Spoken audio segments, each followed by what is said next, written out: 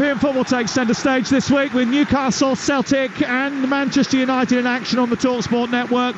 But tonight we're at the new Tottenham Hotspur Stadium for the biggest game of the weekend.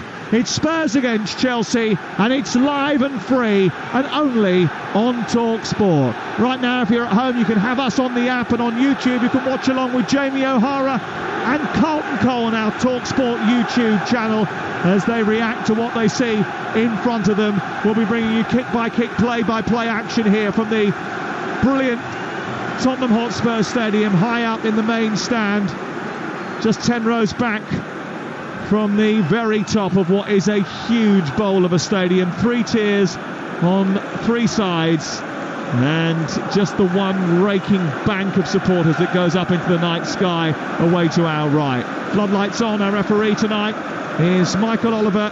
VAR hopefully doesn't get too involved, provided by John Brooks, and we're underway live on Talksport with Chelsea shooting from left to right towards that south stand in the first half, and Tottenham from right to left in white in this first 45. Chelsea pressing high up early on, and Gallagher bounces the ball into the path of Nicholas Jackson, and Romero has to do very well, and Chelsea are hunting early, Danny, and that's how they're going to go after Spurs. They nearly got in. That's one superb quality Conor Gallagher has. That energy, that tenacity to go and press. But they won't stop doing it, Tottenham. That's the freedom I was talking about. Play, first minute, 90th minute, play your stuff, express yourself.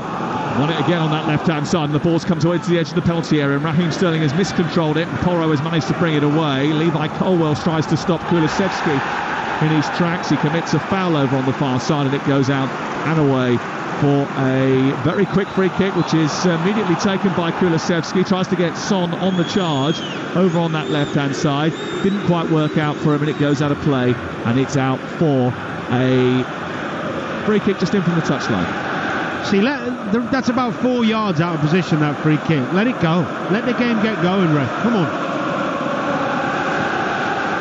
It's Talksport, and we're live at the Tottenham Hotspur Stadium with Spurs building up from the back. They bring the ball up to the halfway line and play it out wide towards the left-hand side, where it's picked up by Brennan Johnson. Johnson plays it infield, collected by Destiny Udogie, who will get up high on this left-hand side and try and tuck in and move into midfield, meander into midfield.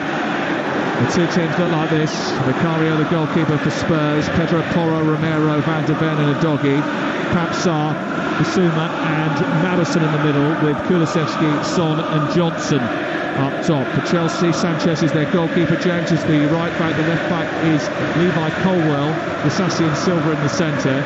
And then in midfield it looks like this. You've got Moises Caicedo and Enzo Fernandez, and then just ahead of them Conor Gallagher, left hand side Sterling, right side Palmer, but he will join in and wander in field and support Nicholas Jackson. Here's Udogie sending the ball through the middle of the Chelsea half, but it's cut out. Well, it was supposed to be cut out by Sterling, but he didn't do very well with it, and Papsar won it back again. Moises Caicedo and Enzo Fernandez tussle with Bissouma for the ball, and eventually it's cleared away by Axel Disasi. It goes up over the halfway line and into the left fullback position, where Mickey van der Ven just sends it back a little bit uncertainly towards his goalkeeper Vicario, and Spurs have the ball. It's been a high-octane start to the game, fueled by this incredible noise inside this stadium. Maddison wins a foul, and Moises Caicedo is adjudged to have gone through the back of him there. Both of them, I think, knew what they were doing.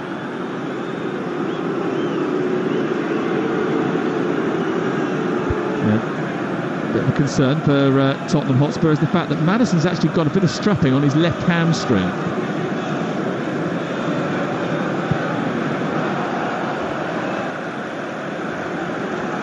Three minutes gone. This is Talksport, and the ball is with Romero, goes back to Vicario. Vicario take a couple of steps in front of his D and then plays it to Van de Ven. Back to Vicario once more. And this is what Crystal Palace allowed Spurs to do towards the end of the game. Just keep hold of it and play it around amongst centre-back and goalkeeper. Romero passes the ball forward to Maddison. Maddison immediately hounded by Caicedo. And Basuma gets hold of it, and then Sterling goes over on the left-hand side and challenging for it. Basuma gets it away, and then Porro forward. But as soon as Maddison gets the ball, Danny, the blue shirts surround him. Yeah, it's good intensity from Chelsea. There's a question mark whether they were going to drop off, but they've really gone after Spurs. Son trying to get in behind the defence, and he's in behind the defence, tries to slip it towards the goalkeeper's right, but he never got the power, and I think the offside flag went up against him anyway. Sanchez drops to his right, gets hold of the ball, and he will play it out towards this near side. 5 minutes gone, it's Tottenham Hotspur 0, Chelsea 0, live on Talksport. It's a great run from Son. He is a yard off, but that's the type of run he wants to be looking at. In those channels behind Silva, hasn't got the pace to keep up with him. Ange Postecoglou said he was impressed with the patience displayed in recent games with Fulham here and Palace away by his team.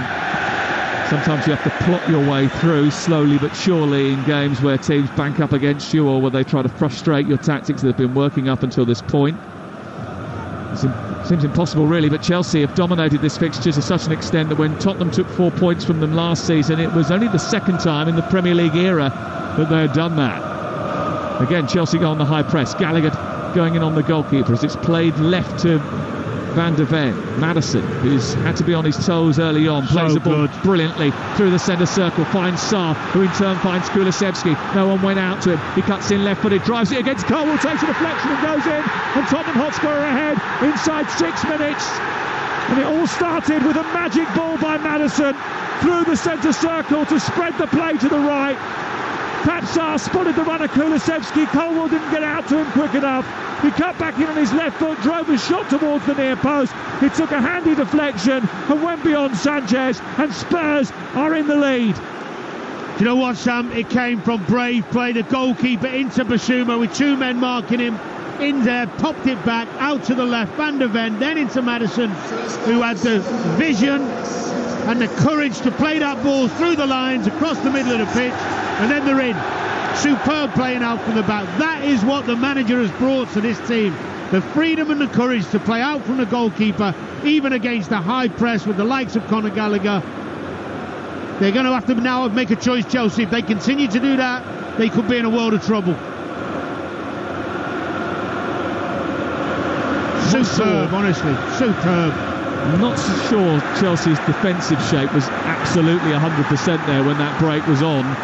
And Tottenham ruthless, and Kulusevski getting after them and scoring his 3rd goal of the season. And now they're coming down the left with Johnson on the outside to produce it across to the far post, looks for Kulusevski, goes past everyone, he's got it back again and moves back into the penalty area, down by the byline, tries to keep hold of it, pokes it back to a vacant penalty area. Conor Gallagher loses it, it comes on the edge of the box for Porro, and it's difficult to handle for Robert Sanchez, but he gets down and stops it anyway. And Chelsea have got to be a little bit careful here. Well, I did say to the chaps earlier, if this was 0-0, I might give up this job, because I couldn't see it. 2 teams going for it, the quality on the pitch, the creative sparks they've both got. Big questions for this Chelsea side now. Cole Palmer rolls Destiny Udogie, moves down towards the right-hand side.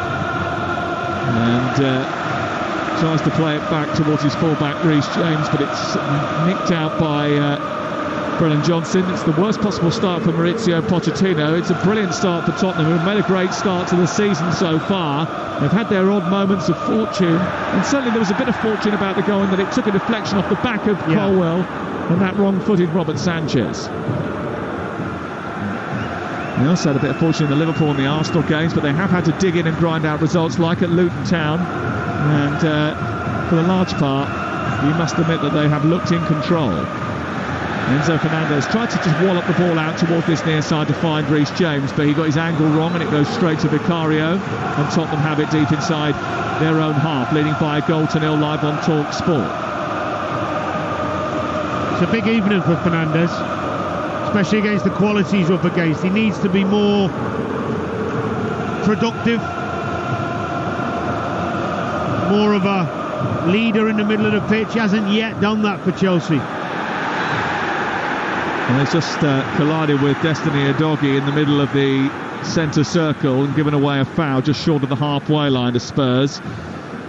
Chelsea are a young team, they're raw and they're often toothless, and the fact that they're 1-0 down so early in the game, they will be an issue for them. That's now 23 consecutive Premier League games that Spurs have scored in. They were always going to get on the score sheet tonight. Chelsea, who seem to miss more chances than they put away, have now got to find a way to convert one. They've got to make one first. Here is Basuma floating the ball from the centre circle out wide towards the left. Johnson takes it down elegantly, plays it infield. Udogie nudges it back to the edge of the box. Maddison spots the run of Porro far side, flicked in the air by Colwell, recycled by Porro. Launching himself when it was Basuma. Reece James just about manages to shepherd it away, and in the right fullback area, Cole Palmer has to twist his way out of a challenge with Brennan Johnson, and then gets engaged by Maddison and wins a free kick. He had him pinned in there, Maddison. Silly. What a great start to the game, though, Sam. A goal always gives you that as well, not just the atmosphere. It means that Chelsea are now going to have to come out and really go after Spurs and try and get back in the game. Look at the press from Spurs. It's an epic start to the match. Both teams going at it. And at the moment, Tottenham are bossing it. They have the ball with Son flicking it round the corner. Disasi stops it. Picked up by Enzo Fernandez. Immediately looks to release Nicholas Jackson, who's now trying to get the better of the two centre backs. Across comes Van der Ven, does brilliantly as he has done for most of the season. Ball given away by Basuma and picked up again by Palmer, who floats it brilliantly out to the far side, the right. But Kulusevski is on Sterling before he can control it, and Sterling can't get it out of his feet quick enough to get into a crossing position. Out for a throw. Chelsea in possession, 10 minutes gone. Breakneck speed to the game. 1-0 to Tottenham Hotspur. The goal scorer Kulusevski with the help of a deflection. That's a poor ball by Disasi. Out towards this near side and misses Reece James and goes straight out for a Tottenham throw. Reece James is only just back in the team after missing out for a little while, a long spell out with yet another injury. He misses a lot of games. Here's Jackson. He's been given the ball inside the area. He's gone past two players and shot towards the goalkeeper's left, and he saved it brilliantly. And Jackson's missed another big chance. He took far too long. In fact, he took about 2 hours to get that shot away. After getting inside the box, he decided to take too many touches.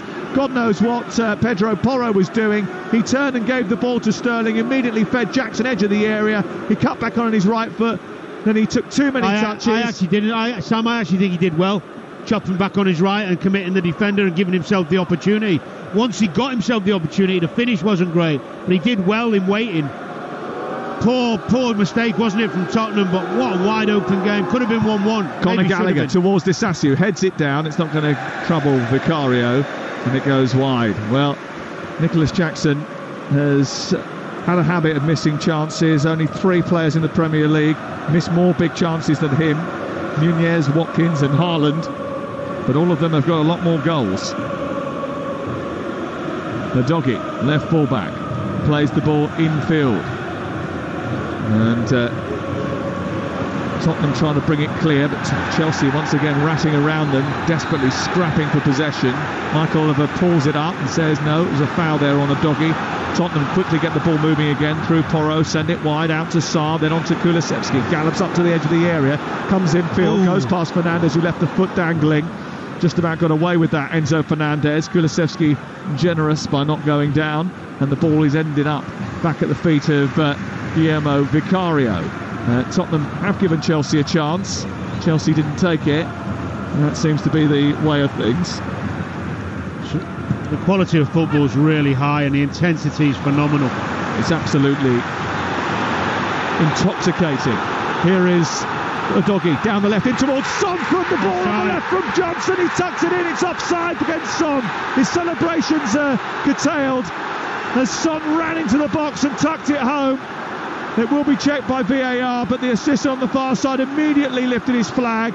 Johnson again down this left-hand side. I think Johnson initially may have been in an offside position. No, Johnson's on. I think possibly. He goes a yard too early, Son. Oh, that is really tight. Close. It's really close. Johnson gets it, centres the ball. Immediately it's touched home by Son. He peels away and celebrates, but the flag went up immediately, and I think he's a couple of inches off.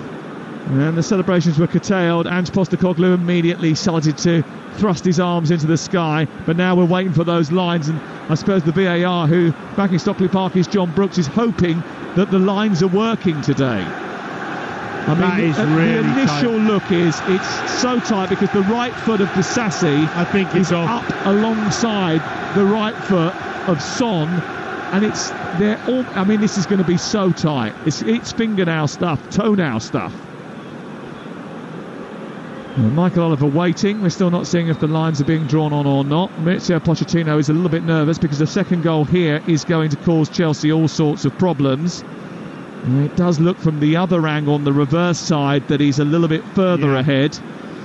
And, I think it's going to be given off, but it was a great move again from Tottenham. I've just seen it, even in real play, it felt like Son went a yard early, but it was a great ball on that left-hand side from Brennan Johnson, slipped it in behind the defence, and a lovely little finish from Son, but I can't see it. I'd be amazed if this was given now, looking at it from the other angle. They're going a little bit further out to see whether or not they can measure it. Let's have a look. The lines are on offside, the goal we chalked off. So it's still 1-0 to Chelsea, and a little bit of a let-off, Danny Murphy. It is a let-off. Adrian is of the view that this is not what technology was brought in to do, to disallow goals like that. That was a toenail offside. I tend to agree. Here is Jackson on the spin, getting beyond Basuma and towards the edge of the area. It runs loose for Cole Palmer, right angle of the box. He tries to take it wide and then plays it back into a position for Moises Caicedo, who's challenged from behind by Maddison, but legally, according to the referee. Gallagher snaps into a tackle with Van der Ven, and then Son drops deep, plays it into the feet of Bissouma, and then Maddison, under pressure from Gallagher, just rolls it short to Bissouma, and somehow Tottenham get out of a very tight knot brilliantly. Bissouma to Son, turns, gallops forward, being chased by Moises Caicedo. Out wide it goes to Brennan Johnson. Johnson now tries to shake on James. He comes infield, lays it off for Maddison. Maddison goes round the circuitous route, gets to the byline, then be stopped from getting the cross in by James, who gets it back into the 6-yard area where it's hacked clear by a desperate Disasi. It's 1-0 Spurs. Some of Tottenham's football is absolutely tremendous. I talked earlier about the confidence and freedom they've been given. Basuma especially, dropping in and getting it and waiting and timing his passes and touches. Great awareness of who's around him. It's really good to watch. Pochettino immediately comes out to the edge of his technical area and is just trying to reposition Enzo Fernandez here. Chelsea, who started brightly but conceded a goal inside 6 minutes, are behind against Tottenham, who at this moment in time are going back to the top of the Premier League. Disasi too tight to Son, grabbed his shirt, pulled his shirt, and then 10 yards short of the halfway line was penalised by Michael Oliver, and the free kick given to Tottenham Hotspur, who restarted again and pushing out towards the far side. Papsar through the centre circle to Mickey Van der Ven. Van der Ven out towards this left, and now it's taken on by the electric Johnson, who's had a good start to the game. Plays it against Palmer, goes out for a corner. It's amazing how high Udogie ends up on this left-hand side, but inside. Yeah. Causes a real problem because Reece James has to mark him, and then you've got Cole Palmer one-on-one with Brennan Johnson, which he doesn't want to do. It's something they've been doing all season, pushing those fullbacks infield to help add extra numbers to the build-up play. Chelsea counteract that against Arsenal by spreading the wingers wide and playing two false number 9s. They haven't decided to do that today. Here is the corner taken by Pedro Porro, deep towards the far post. Son being wrestled, tried to get there, couldn't do so. Moises Caicedo held him off. Kulusevski far side, keeps the ball in Tottenham possession. Enzo Fernandez is very tight to him, trying to win it, has just about done that, and then Caicedo will bring it out of the penalty area and find Sterling, who waited too long. That was a late challenge on him, I think, by Udogie. That's a yellow card, and that's going to be a free kick to Chelsea, a yellow card. I just wonder whether or not if Sterling had got hold of that and managed to release Jackson in behind, there was quite a bit of room for him to run into. They were in on the counter. It's a great tackle from Udogie. Michael Oliver has given a yellow because of Sterling's initial reaction, and he's absolutely fine. It's a great tackle.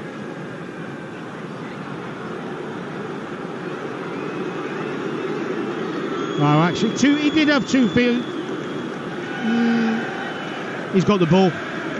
It's not a yellow card. But he's got him with 2 feet, right? And he's left the ground, so they're going to check for a serious foul play. The VAR is looking for serious foul play and a possible red card for Destiny Udogie.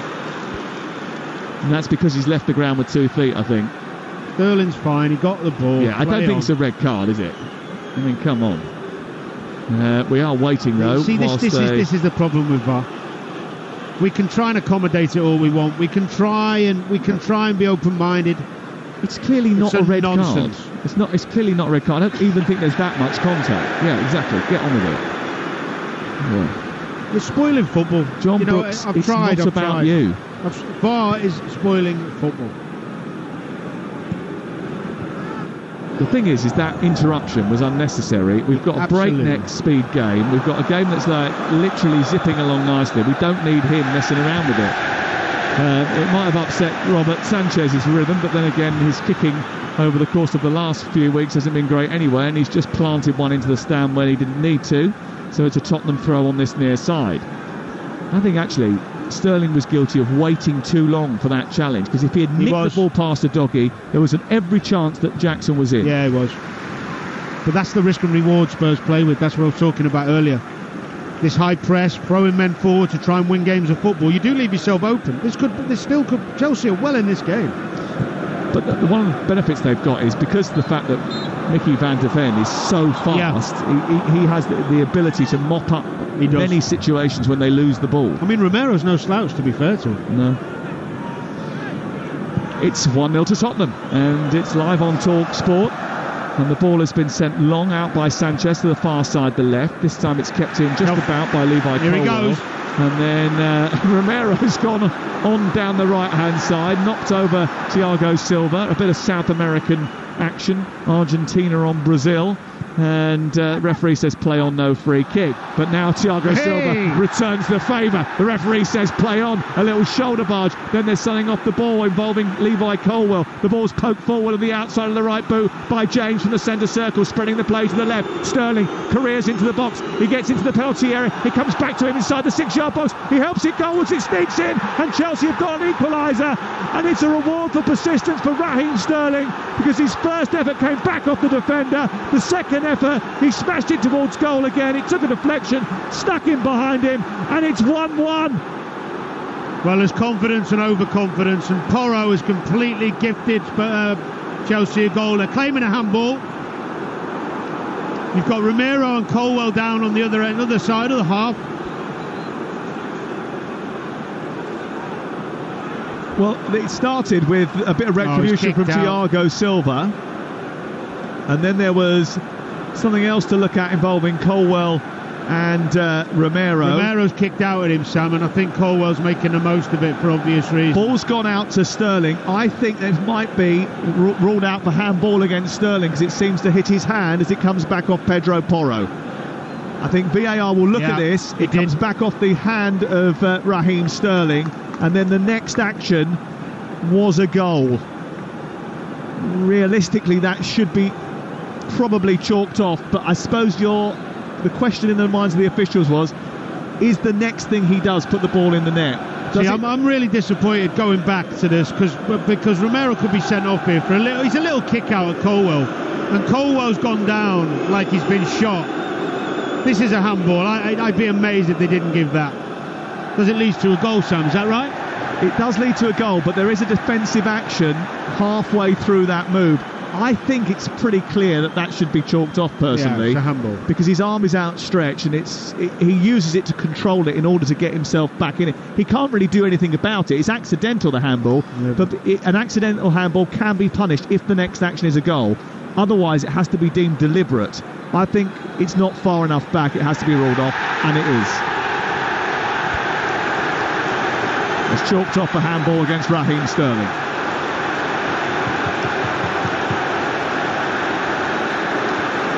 The Tottenham fans celebrate, they point, they shake their fists at Raheem Sterling. And on the far side of the pitch, Christian Romero. Well, I don't know whether he's going to look at this, Sam. Come back on. Neither of them should be coming back onto the field of play, because you're supposed to have 30 seconds off the pitch afterwards, and that little spat between the two is not going to be looked at. Good. Well played. Well done, VAR. Well done, Michael Oliver. Because Colwill has tried to stitch him up. It's a silly kick out from Romero. I mean, what Colwell's done there, Romero's had a tiny little kick out. There's not, like a little bit of petulance, shouldn't have done it. There's no velocity or force in it, and Colwill went down for 3 minutes. I hate to see that in young players. Trying deliberately to get a fellow player sent off when he's hardly touched you.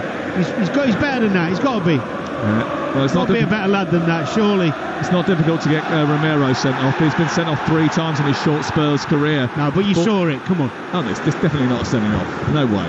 It's just pointless. And again, it was another waste of everyone's time. It's quite a firecracker game, though, this, isn't it? As you would expect. There is challenges after challenge after challenge being thrust upon opponents with real velocity and intensity. Blood and thunder stuff in a London derby, everything you would expect from a London derby. We've had 2 goals disallowed already, only 1 has counted, and it's Chelsea who trail to Tottenham by 1-0. 25 minutes gone. Talksport. Brilliant game so far. Caicedo, infield to Fernandes. Fernandes moving forward, evades one challenge and then tries to shoot miles wide from 25 yards out. He goes well wide of the right hand upright and goes out for a goal kick. You know, for Spurs at the moment, there is an option to go long in behind and just to take a bit of pressure off themselves. They've got to mix it up a little bit because they've got pace up top. They don't need to necessarily do this all the time. I know they stick with it, but they're under a bit of pressure at the moment. Yeah, Chelsea's high press is working really well. Cole Palmer has got it back again after a goal kick, but then Johnson robs him. He robs him back. He then pokes it forward. Reece James keeps it alive. Caicedo collides with Basuma, gets away from his former teammate down at Brighton, plays the ball down the right. The referee says there was a foul by Basuma. It's going to be a free kick around about 9 or 10 yards outside the penalty area, just a shade right of centre. There's a little pull on Caicedo from Basuma, to be fair. Good spot. Now you're listening to Tottenham Hotspur 1, Chelsea 0 on Talksport with Now. Don't forget, with Now you can stream all the Sky Sports action like Tottenham versus Chelsea live right now for $11.99. No contract, search Now Sports. In the first 24 minutes of the game, we've had approximately 3 minutes 25 of play stop for VAR already. Let it breathe, let them go. Here is Palmer, edge of the area, clipping the ball into a danger zone, flicked into the air by Romero. Wasn't a great header at all. Comes back out of Conor Gallagher, and he heads it into the 6-yard box, and then Disasi can't get there. It's steered over the top when it comes back out by Thiago Silva. And that was a bit of a calamity from the Tottenham Hotspur defence, which led to a couple of chances for Chelsea, which they couldn't quite take, Danny Murphy. Yeah, they're causing themselves problems, Sam. Some poor decisions. Well, they've done it again. They've given the ball away deep inside their own half, and Gallagher has popped it infield to Fernandes. He's driven the ball goalwards again, and Chelsea, after receiving such a helping hand from Tottenham, not once but twice, have just very quickly handed it back to the opponents by making wrong choices. Yeah, a bit more patience, I think, when Chelsea win it back. 1-0 to Tottenham, and we're live on Talksport. And at the moment, Tottenham are being pinned in by Chelsea. They cannot get clear. Again. They've given it away. And here is Jackson into Sterling, inside the box. He goes down this time. And then Fernandes gets it inside the D. Comes back to Cole Palmer. He can't sort his feet out. Caicedo to strike it. It is 1-1 now. It is. From the edge of the D. A daisy cutter which evades everybody and sneaks in at the far post. No, he's given offside. And now the offside is given. And it isn't 1-1. VAR will check it. But offside has been given against a Chelsea player in front of the goalkeeper's eye line, I think. So 2 Chelsea goals have been ruled out. Not yet. They can't score for love nor money. They miss so many big chances, and even when they do put the ball in the back of the net, VAR and the referees rule the goals out. Well, I think Fernandes wants a penalty as well. But that was a good tackle from Romero. Well, it's tight, even if it is offside. Jackson, isn't it? Jackson in front of the goalkeeper, apparently, in an offside position. He gets out of the way. Does it go through his legs? It's shot from about 25 yards out. I mean, what Van der Ven's doing to Sterling, I don't know. He swipes at the ball and completely misses it. Then there should be a penalty, if not the goal, because Romero has gone in. His studs are planted on the foot of the Chelsea player inside the box, Enzo Fernandez. So if Chelsea don't have a goal here, they should have a penalty. Right, well, let's slow it down. We've got lots of things going on. Romero's tackle, he follows through on Enzo, on Fernandez, sorry, which is naughty, and he knows what he's doing. So yes, I agree, that should be a penalty. Checking the disallowed goal, which came after, is whether Jackson is offside, standing in front of the goalkeeper. We think he is. So will it be a penalty, Sam? Well, I think if they rule out the goal, he has to go back and give the penalty. there's no doubt that it was a penalty. If Fabio Silva gave away a penalty for the kind of contact that he inflicted... we're assuming that the VAR people know that his momentum was deliberate. We're surmising the same thing, because we think we know what we're talking about. But you're assuming a lot if you think they agree. Well, I am going to assume that on the evidence of what I have seen, I would believe that the goal will be ruled out if it's deemed that Jackson's in an offside position, which I think he is. I do think he interferes because he's standing in front of the goalkeeper, and I haven't seen the replay from the other angle, but it looks like he jumps over the ball, so therefore that should be offside. If that is the case, a penalty should be given. Romero gave the ball away in the first place with another ridiculous pass, overplaying when actually... And then, for some reason, his emotions getting the better of him. Goal disallowed for offside. That's the first thing. Now we've got to go back, surely, and check whether or not there's a penalty. Well, he was in an offside position. Then they have to decide now whether or not that is going to be... the end of it, or whether Michael Oliver is going to be asked to look at the monitor to see whether or not Jackson was in a position to interfere. Now they're looking at the possible penalty, and first of all, Van der Ven's attempted swipe. That's the first one they're looking at. Then they're looking at Christian Romero on Enzo Fernandez. That's the next penalty that they're looking at. So they've moved on from the swipe. To be fair, he's got the ball. He's got the ball, but he's followed through and put his foot on his shin. The more I see it, he's got the ball. His momentum carries him through. But I don't think getting the ball is a defence, Danny, and hasn't been for a very long time. If you then go up with your studs and plant them on the shin... I'd be disappointed if that got goal given against me. Well, we will see what I agree. John Brooks thinks. I think it's fair to say he's probably meant that. Actually, it's taken too long. It's absolutely taken too long. We had this nailed about 2 minutes ago, right? Oh, where's he going? He's going to the monitor to have a look at the penalty, because he has to go over to show that he's got the authority to give it, which he's going to do anyway, because he never changed his mind when he goes over to the monitor. So it's a complete waste of time. What about spoiling a really good game? I know, they're doing their best to do it, aren't they? But I think you're probably right. We do know what he meant. It's a pen. Yeah, I'm changing my mind on that one. Okay. So here's Michael Oliver looking at the referee review area over on the far side of the pitch. He's being showed the pictures of Romero's tackle on Enzo Fernandez. He's watched it twice. Why are they still in it there? And then they put the still on his contact with the shin, which is... He's going to give a pen. Well, Danny wasn't happy, but I think he's going to send him off. He's going to give a penalty here. He might be lucky to get away with just a yellow card. Don't prejudge it. But the referee is calling over Christian Romero, and he's calling over Reece James and Heung-min Son. Oh no, he just wants to speak to Son now. His captain, and who he's trying to explain the decision to. Michael Oliver is telling Christian Romero what's happened. They're taking them through the very long process. It's going to be a penalty, and he's given a red card to Christian Romero. I thought that was going to be the case once I watched the replay over by the monitor. Romero been sent off for the fourth time in Tottenham Hotspur colours, and it is a penalty to Chelsea, and the goal has been chalked off. So it's now 1-0. Chelsea have a chance to make it 1-1.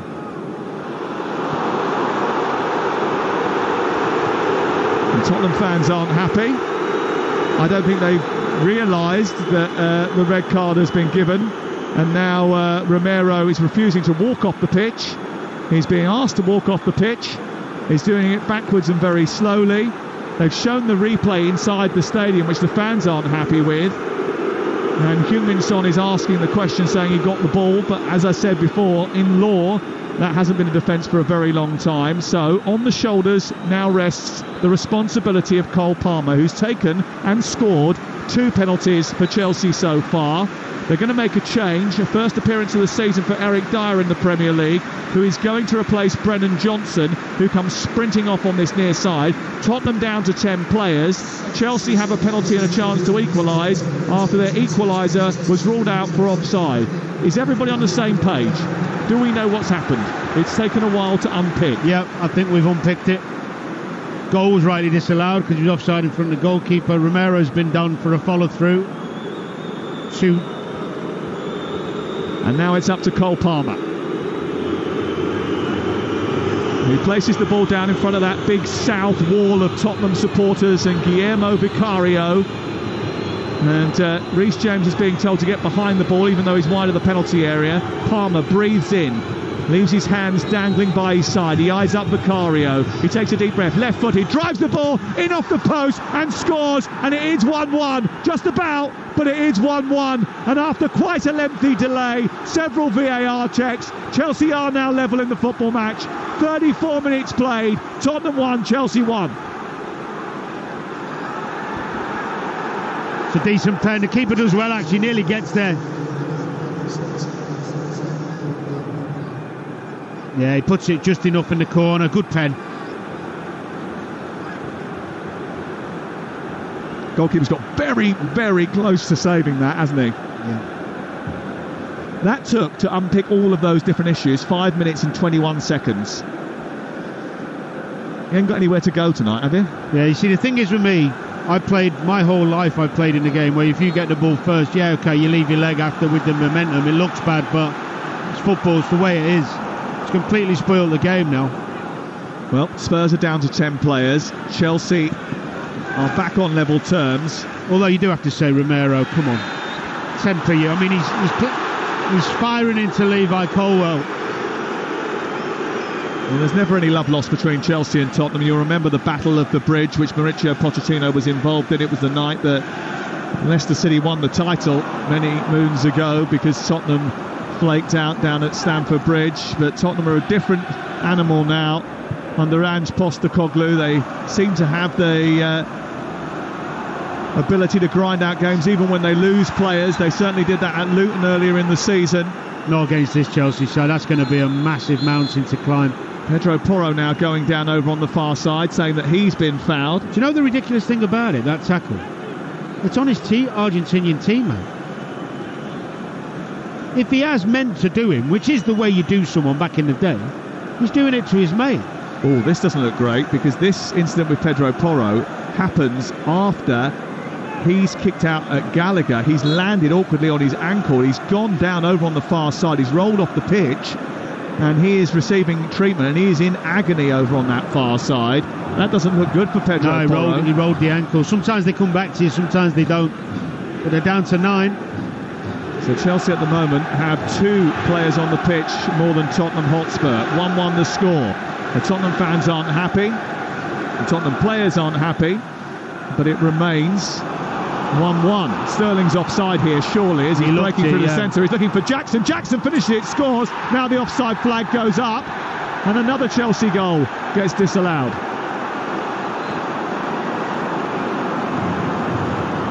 And I think that one was a little bit more obvious. It certainly appeared to the naked eye as if Sterling had gone a little early. Yeah, he has. But I do understand. I'd rather the linesman leave the flag down personally, because if they put it up and he's onside and it's stopped, you know, so let it go. Yeah, fair no enough. problem.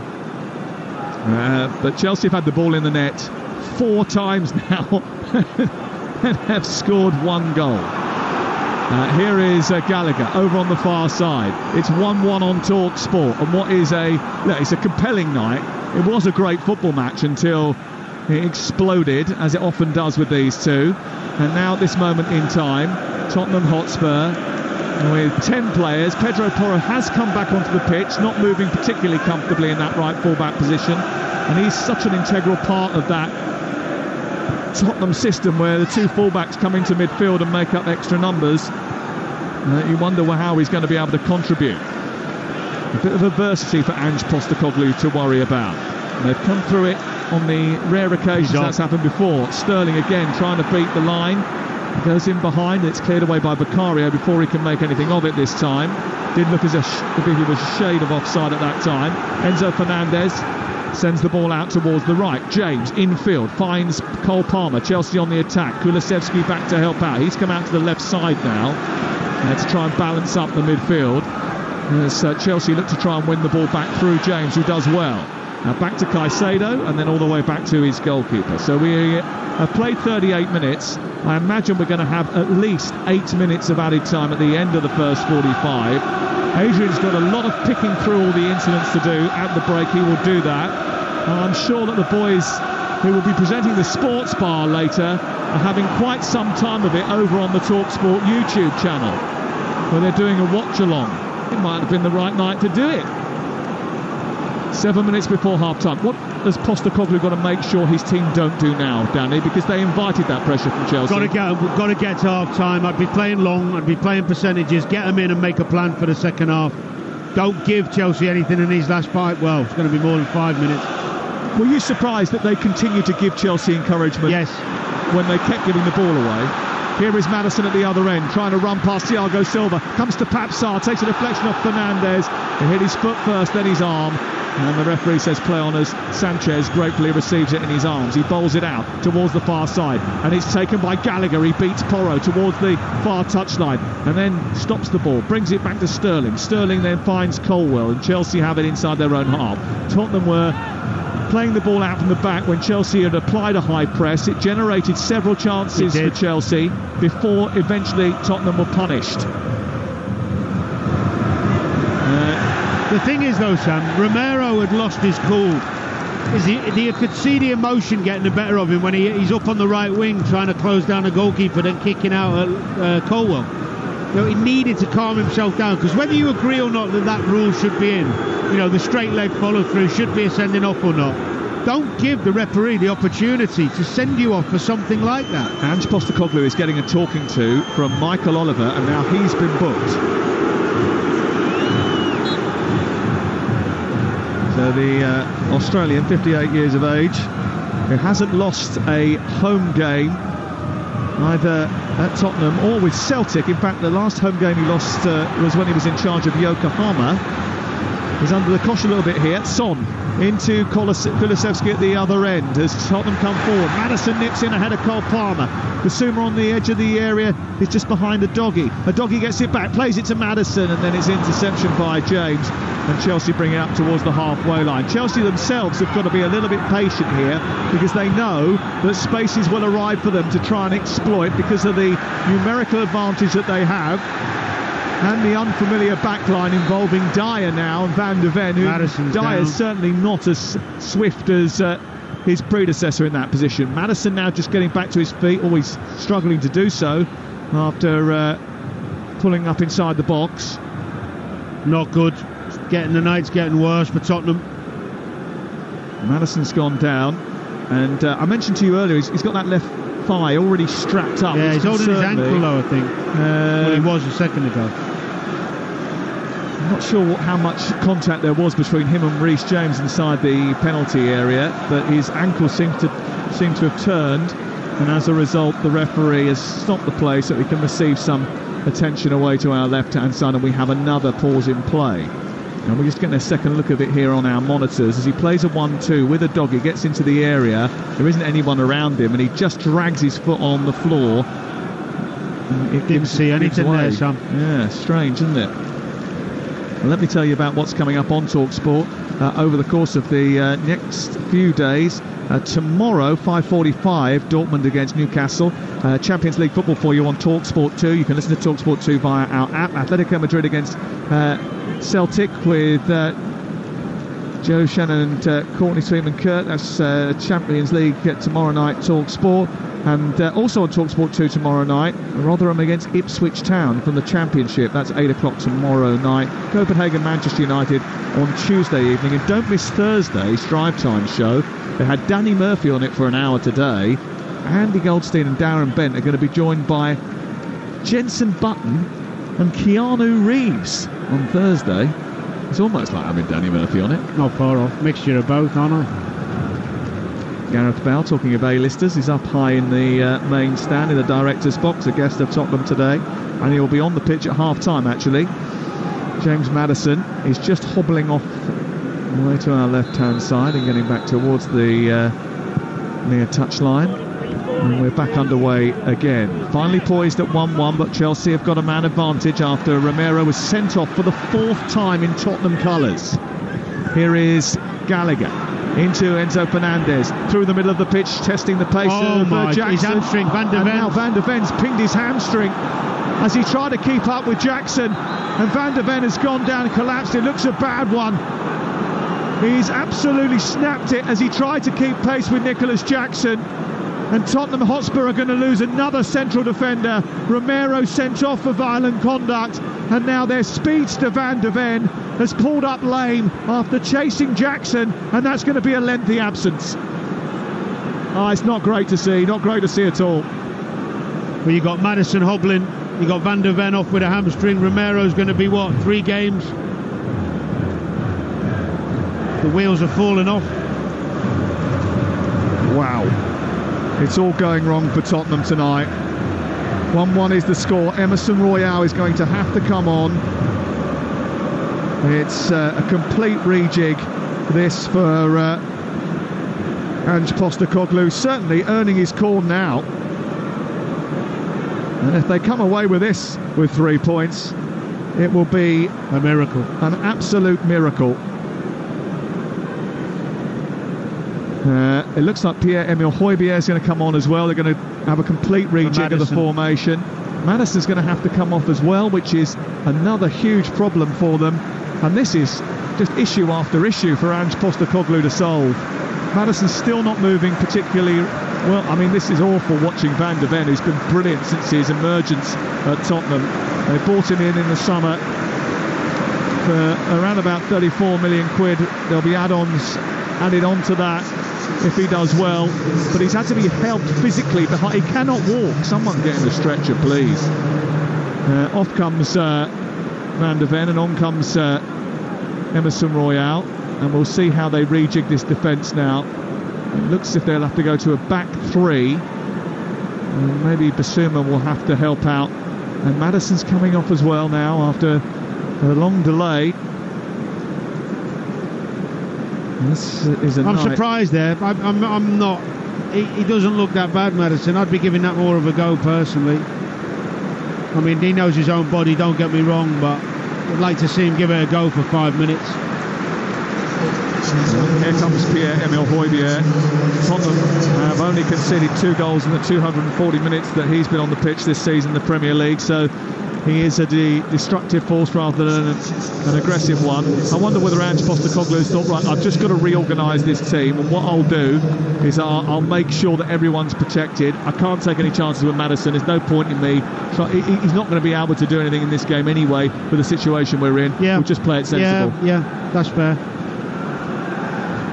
Colwell down the left, Sterling trying to get in behind Porro. Emerson Royale's playing centre-back now, but it's played in towards Jackson, but there was Dyer getting back and managing to shut the ball away from Nicholas Jackson, and it's a really good interception from Eric Dyer, just what he needed as he returns to the team.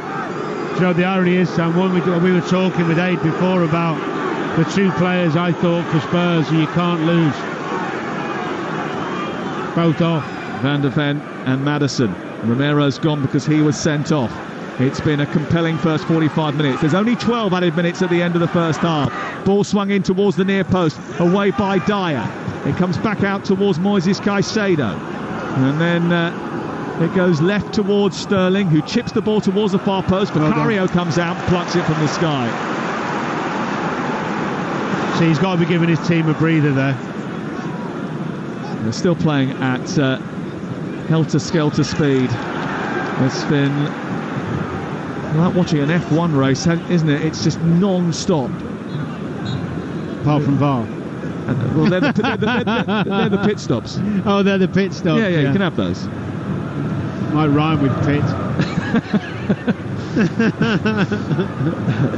Well, where are we now? We're in the third of 12 added minutes at the end of the first half. The first half, which has seen Chelsea have the ball in the net 4 times, Tottenham twice, but it's 1-1. And we've had 1 red card, 1 penalty, and many an incident to discuss. Here is Enzo Fernandez, who was tackled by Christian Romero, which led to the penalty. Christian Romero, who is a card magnet, scored the first goal of the Postecoglou era, but is the second player to see red. It was a silly tackle, Sam. It was a silly tackle. Yeah. Here's Sterling, far side, in towards Fernandes. Back to Sterling once again. Sterling then chortles down the left-hand side, cuts in, tries to play it to Nicholas Jackson, gets lucky. He tries to thread it through to Sterling, comes back to Moises Caicedo. Caicedo reverses the ball out wide, and there's space for James to get a cross in here. He delivers a ball in front of the goalkeeper, who pushes it away, and it drops finally for Spurs, and Pierre-Emile Højbjerg whacks it out towards the far side. He then turns and gives quite aggressive instructions to Destiny Udogie on this near touchline.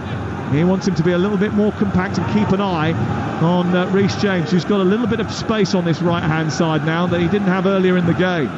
He's moved forward, the Chelsea captain, trying to exploit that. Turns and plays it infield to Cole Palmer. Cole Palmer back to James on the outside, produces a cross into the near post, tucked behind by Dyer. It looks like he's going to have a busy reintroduction to Premier League football. They're hanging on a bit, Sam. Hanging on. Chelsea really putting their foot down now, pressing really high. Spurs have got to get in and make a plan, and that plan is going to be a bit more pragmatic and a bit more cute and clever to guide themselves through time rather than keep playing out. Palmer into the centre, away by Udogie. It's kicked up towards the left-hand side where Kulusevski should have played it into the path of Højbjerg, who actually was on the halfway line with no blue shirts around him. They couldn't find the pass. Back they go the other way. Offside flag is up against Colwell. And you're right, Ange Postecoglou really has made his sort of reputation in England by having this team do everything that Antonio Conte didn't do last year. But this might well be a moment to slow the game down and make it boring. Yeah, play, especially before you're trying to get into half-time to make a plan. Keeper, take your time, play some long balls. Give everyone a breather. Do you know what? There is a part of me that's absolutely delighted there's 12 minutes of added time. It's been great. It has been great. I'm absolutely gutted about the sending off, because we were witnessing a really brilliant football match. Yeah. But I think, it has to be. I know. Yeah, it's too high, the challenge from Christian Romero. Here is Pierre-Emile Højbjerg. Back to Bissouma, who finds Sarr out to the right side now, and a couple of yards in from the touchline. Porro looking for Kulusevski, who stretches, can't reach it. Brilliant ball by Porro, floated into the box, and as he jumped up acrobatically to try and poke it in with his toes, he was only a couple of millimetres away from getting on the end of that. Disasi actually was very lucky to just position himself in front of Kulusevski. You see, this Tottenham high line, they've done it all first half. They're playing this really high line against Jackson and Sterling, who are both really quick, lightning quick. And the fact that they're playing up towards the halfway line as well, like right on the halfway line. It feels like the wrong thing to do when you're down a man. Especially when you haven't got Van der Ven, you've got Dyer and Emerson Royale. Yeah. I think Emerson Royale is there now alongside Dyer as the centre-half to provide that pace. Here on that right side as Tottenham look at it, Porro's got to deal with Sterling. He's running at him at pace, weaving inside and outside, then going down under pressure from Porro. And Pedro Porro has a few words with Raheem Sterling, suggesting that he was simulating. The referee is just telling goalkeeper Vicario to hold on while it's checked. He went running into the box, Sterling. Nice and positive from Sterling. No shout for a penalty there, I don't think. I don't mind. I don't think it's up to the ref to tell players to stop telling other players to get up. We play on.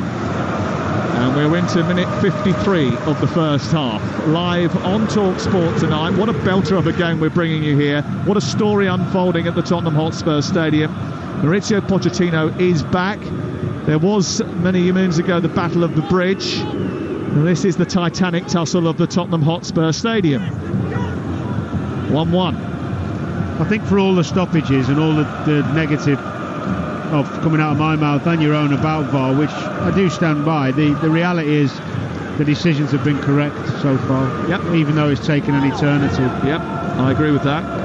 Here's Palmer back to James. I think our criticisms really came from when there was that stoppage before, when it was unnecessary. when we were saying, come on, let's get on with this game, it's a great game. Tottenham trying to get on with it here. Down the left, they take a quick throw, and Son switched on, takes it to the byline, then tries to take on Disasi, and then Disasi and Son collide. The ball breaks to Basuma inside the area. Son is on the ground, but it comes back to Højbjerg, pokes it into the box on the penalty spot. It's steered away by Thiago Silva, collected on the edge of the area by Porro. He's lost it in dangerous circumstances, and Chelsea can go on the counter. Nicholas Jackson fed by Gallagher. Jackson tries to tease the ball past Emerson Royale. He gets the better of him for pace and then turns it back infield. In the centre of the Tottenham half is Enzo Fernandez. Square now to Reece James joining the attack. Chelsea have turned defence into attack very quickly. Palmer with a little back heel on towards James inside the area, low ball across the face of goal. Royale is there. Great defending. Brilliant defending by Emerson Royale to get the ball in front of his goalkeeper. Caicedo's got it back, half cleared by Doggy, floated in by James, headed away by the central defender, then picked up on the far side by Paxar, who goes down, wins the free kick. It's going to be a yellow card for Enzo Fernandez. Is that Enzo Fernandez? It's actually Levi Colwell over on the far side, and they've got into a bit of a pushing and shoving match, and Levi Colwell does not need to get involved in this with his team with a man up at this stage. Basuma should have let him go. Basuma should have let Levi Colwell go towards Sarr. He's still going. Look, he's obviously upset about something. I don't know whether Sarr put his hand in his face or... Well, there's every chance here, after picking a yellow card up for the initial foul, he could pick up a yellow card for what followed. See, I don't understand why Chelsea players would even get involved. You've got a one-man advantage. Yellow card for Sarr, a yellow card for Levi Colwell, and that's the extent of the punishment. He spent a lot of his first half, Colwell, trying to stitch people up. He needs to get on with his game because he's a super player. He pushed him in the chest, so what? It seems like an unnecessary fight to engage in. Do you know what it is? This is where good management comes in. This shouldn't happen even with a group of young players. I was very, very fortunate. I had really good managers as a young player, and Houllier reinforced that at Liverpool in terms of the discipline in big games and how important it was. Don't get yourself sent off in a big game. Don't give the referee an opportunity. Stay disciplined. It's an easy thing to do. Easier than you think.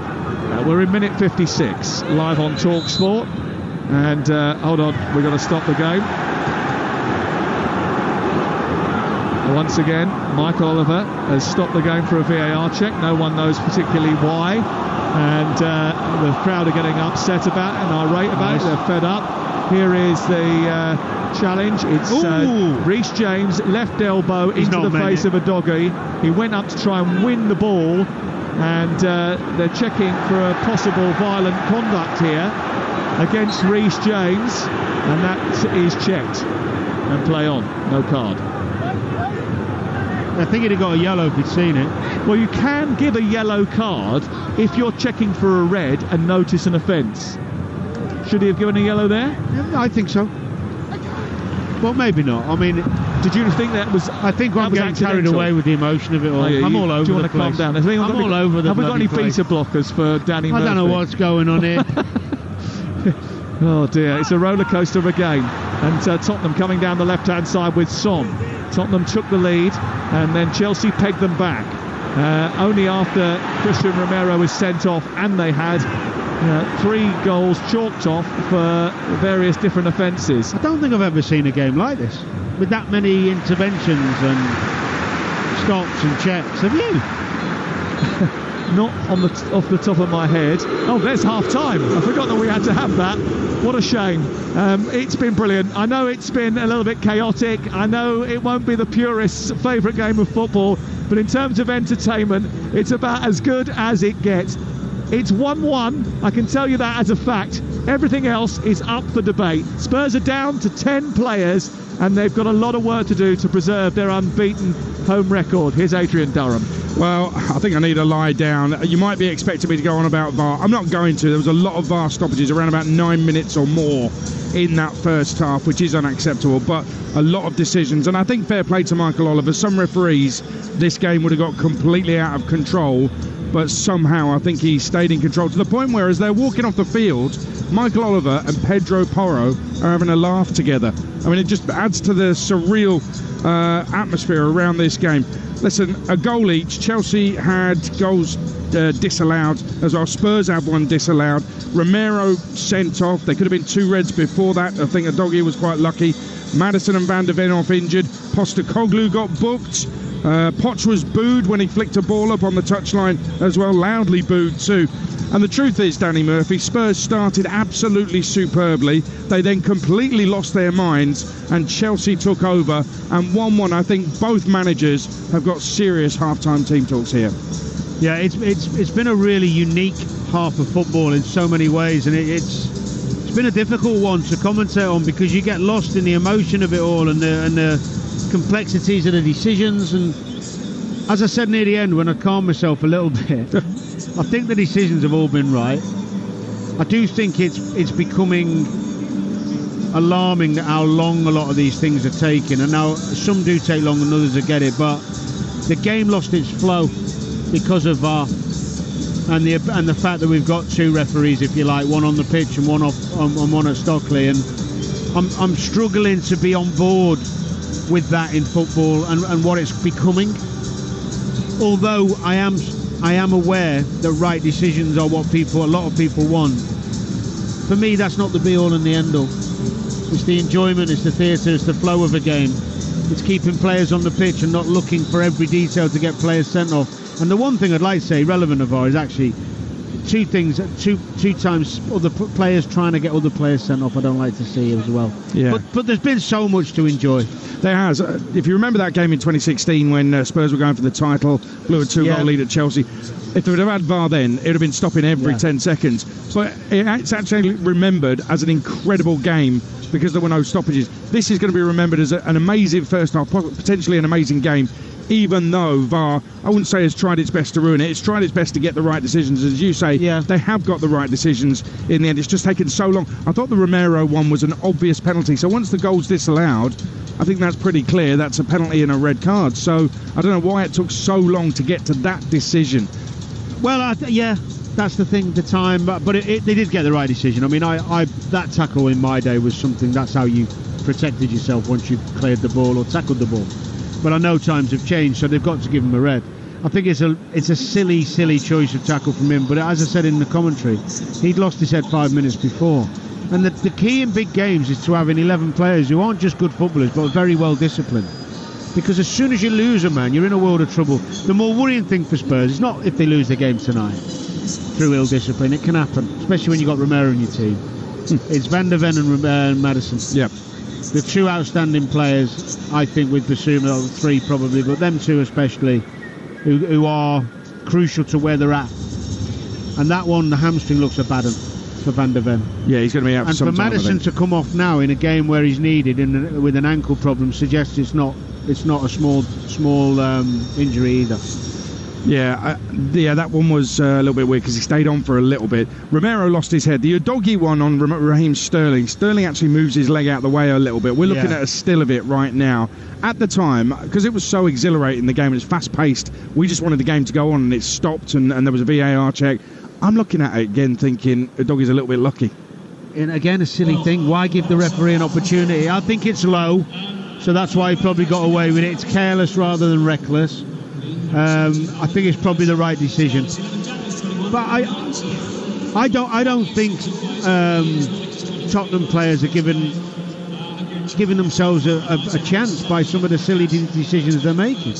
You know, if you don't want to get sent off, don't put yourself in a position. That's a bit like Colwell. If you don't want to get in trouble with the ref, if you don't want the ref to even it up. Well, I mean, I'll be perfectly honest with you. If I'm Pochettino now, he's coming off. Yeah. He's coming off.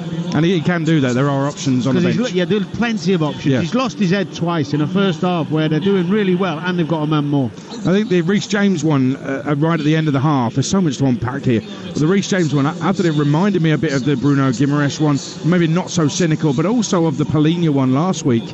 And I was surprised that it was a quick check, then gone.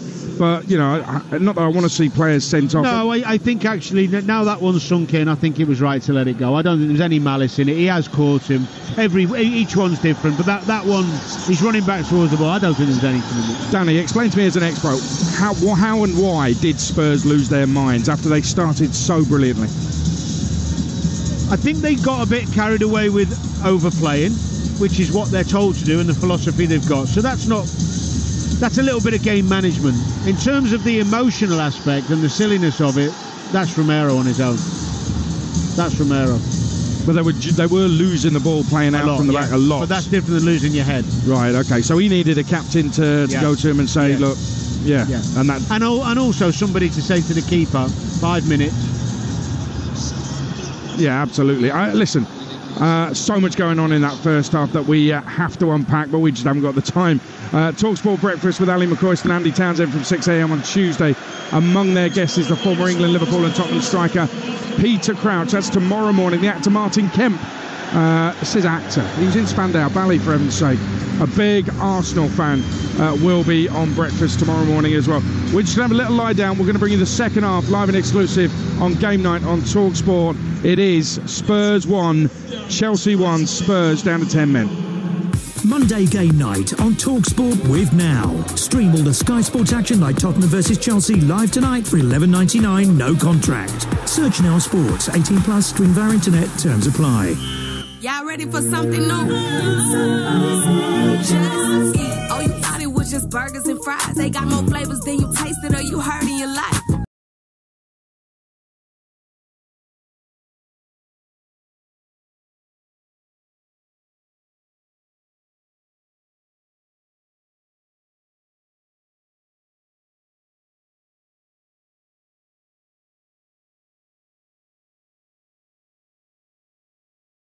We all fantasize about our perfect home, sipping a morning coffee out on the terrace. Good morning, Mr. Squirrel. Morning. The kids building a treehouse in the garden. I'm living my perfect childhood. But come on, this isn't real. Listen, if you're serious about making your fantasy a reality, find out what your home is worth instantly with a free online valuation estimate. Get real about moving. Get on the market. Most common time to obtain an online quote between 1st of June 2022 and 30th of September 2022 is under 3 minutes. Excludes Northern Ireland. Christmas jumpers, novelty socks. They're a way off yet, right? Wrong. This year, Christmas starts early with McDonald's Festive Wins. Every day in November, you can win amazing Mackey's merch, incredible prizes, or unlock a range of tasty food offers too. So if all you want for Christmas is a 99p Big Mac, play Festive Wins now. Only on the McDonald's app. 18 plus until the 30th of November. 1 entry per day. UK only. T's and C's apply. Rodri to De Bruyne. Flicked on to Walker. Goal! No one saw that coming. Or as we say in Japan, no warutaka wa tsume o kakusu. The smart hawk hides its talents. For a taste beyond expected, Asahi Super Dry, official beer partners of Manchester City. Enjoy responsibly. Visit drinkaware.co.uk. In sport, what's just as important as the goals, the glory, the roar of the crowd? Yes, it's the half-time break. Time for a breather, a reset, to keep everything on track. In sports betting, Betfair's safer gambling tools help you do that too, like timeouts, so you take that all-important half-time break, or deposit limits, to help you keep count. Manage your play at safergambling.betfair.com. Simple ways to stay on top of your game with Betfair. 18 plus begambleaware.org. Running low on rule plugs? Going through cutting discs on the double? With Screwfix Trade Bulk Save, you can get up to 10% off the stuff you use the most. Buy more and save more on thousands of products. From everyday essentials like sealants to switches and sockets. And with Click and Collect, you can get what you need in as little as 1 minute.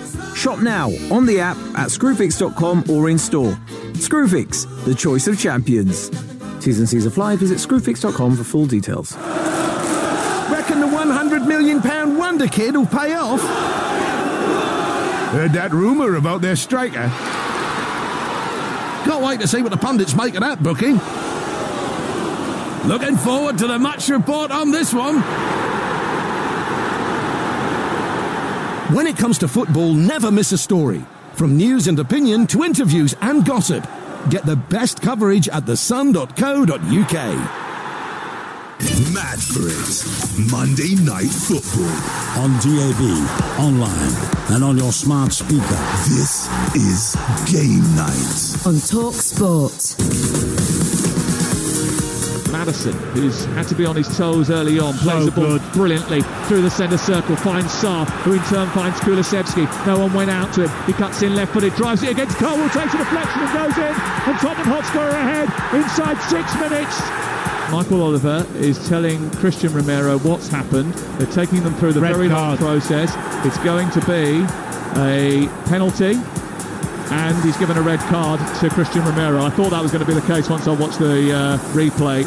And now it's up to Cole Palmer. The eyes up Vicario. He takes a deep breath, left-footed, drives the ball in off the post and scores. And it is 1-1, just about, but it is 1-1. And after quite a lengthy delay, several VAR checks, Chelsea are now level in the football match.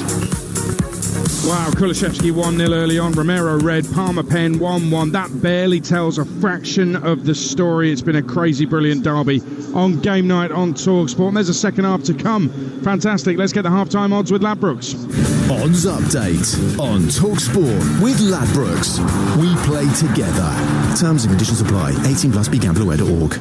So it's 1-1 to win the match. Tottenham is 7-1. Draw is 11-5. Chelsea 7-4 on Heung-min Son to score the third goal, 5-1. Raheem Sterling to score any time in the second half, 7-2. That's the latest odds with Ladbrokes. 18 plus BeGambleAware.org. Odds update on Talksport with Ladbrokes. We play together. Terms and conditions apply. 18 plus BeGambleAware.org. Well, first half was exhilarating. It was as exhilarating as going up on the skywalk here at the Tottenham Hotspur Stadium. Let's just pause and take a moment, take a breath, because the Northwest Football Awards are taking place this evening. Mickey Gray is there for TalkSports. Thanks, Adrian. As you know, we're at the Northwest Football Awards tonight, and the awards have started to being given out. I think we can all guess who the player of the season was last season. It went to Manchester City's Erling Haaland, which was no surprise to anybody. I mean, it was absolutely incredible, the amount of goals that he got, winning the treble with his club as well, which was just a sensational achievement. But also as well, I mean, if we go to League One, Dion Charles from Bolton, who was absolutely fantastic for them. We go to the Championship, Josh Cullen for Burnley. We know what happened with Burnley last season, the promotion, but Josh Cullen was absolutely outstanding for them as well. And also, we've just had the Women's Player of the Season, Khadija Bunny Shaw from Manchester City, who again was outstanding. I think they're just cleaning up tonight, Manchester City. They seem to be picking up so many trophies tonight. But also, the most important one, Adrian, which I think is the Impact Award, went to Mary Earps, which was absolutely fantastic. She went on stage, she did a speech, and it was just superb to listen to. So I was really thrilled for her. Excellent stuff, Mickey. Thank you very much. Good to see Bunny Shaw recognised and Mary Earps making a speech. The Tottenham players are making their way back out onto the field. That's a minute or so before we expected them. Tomorrow at 5:45 on Talksport 2, it's Borussia Dortmund against Newcastle, Champions League. Newcastle without Dan Burn for a couple of months. His understudy at left-back Matt Targett is also out injured. Problems for Newcastle. That game is live on Talksport 2 tomorrow, 5:45 kick-off. We've got Atletico Madrid, Celtic in the Champions League, an 8 p.m. kick-off tomorrow night, and Rotherham Ipswich in the Championship tomorrow night on Talksport 2 as well. I'll be hosting the show from the Etihad. Man City taking on Young Boys. Man City, 3 wins out of 3 so far, and there's games in the EFL. We'll keep you across them all on the Talksport network. And on Wednesday, FC Copenhagen against Manchester United live on Talksport. I will be based at Arsenal, who take on Sevilla on Wednesday night from 7 p.m. kick-off on Talksport. Get yourselves ready. Tottenham are back out there very early, Danny Murphy. I just wonder what that's all about. Their 10 players are out there. Vicario's not in his goal. He's milling around, been talking. They've been sent out early, haven't they?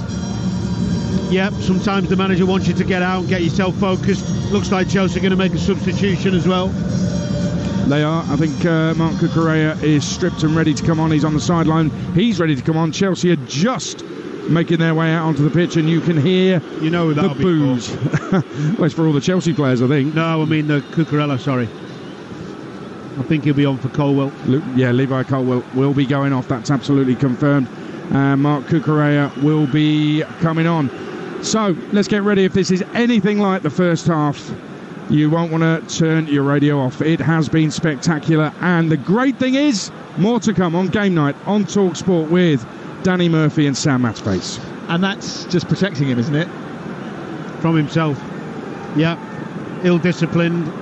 I mean, he's a cool, cultured, calm footballer. I was very surprised to see what he tried with Romero when he dived on the floor for 3 minutes, and then he starts getting himself engaged in a silly tit-for-tat just in the last minute or two of the first half, where he could have been sent off. I think it was with Porro, wasn't it? So good decision from Poch. Why would you want to risk losing a player to equal it up? You wouldn't. Well, no team has scored more away Premier League goals at Spurs than Chelsea. No opponent has won more games here than Chelsea. But times are different. But whatever happens, Chelsea seem to raise their standards as Jackson's played in behind once again, and out comes Vicario, kicks the ball clear. The offside flag doesn't go up this time, and it goes out for a throw-in on the far side. Vicario thought he was just mopping up a ball which was always going to be flagged. Actually, when you look at it, he was onside because Pedro Porro had switched off in the right fullback position. And as a result of that, it would have counted had Jackson got on the end of it, but again, that high line from Spurs was exposed in behind. It's 1-1, you're listening to Talksport. Played a minute in the second half. Chelsea in blue shirts, blue shorts, blue socks attacking the goal away to our left.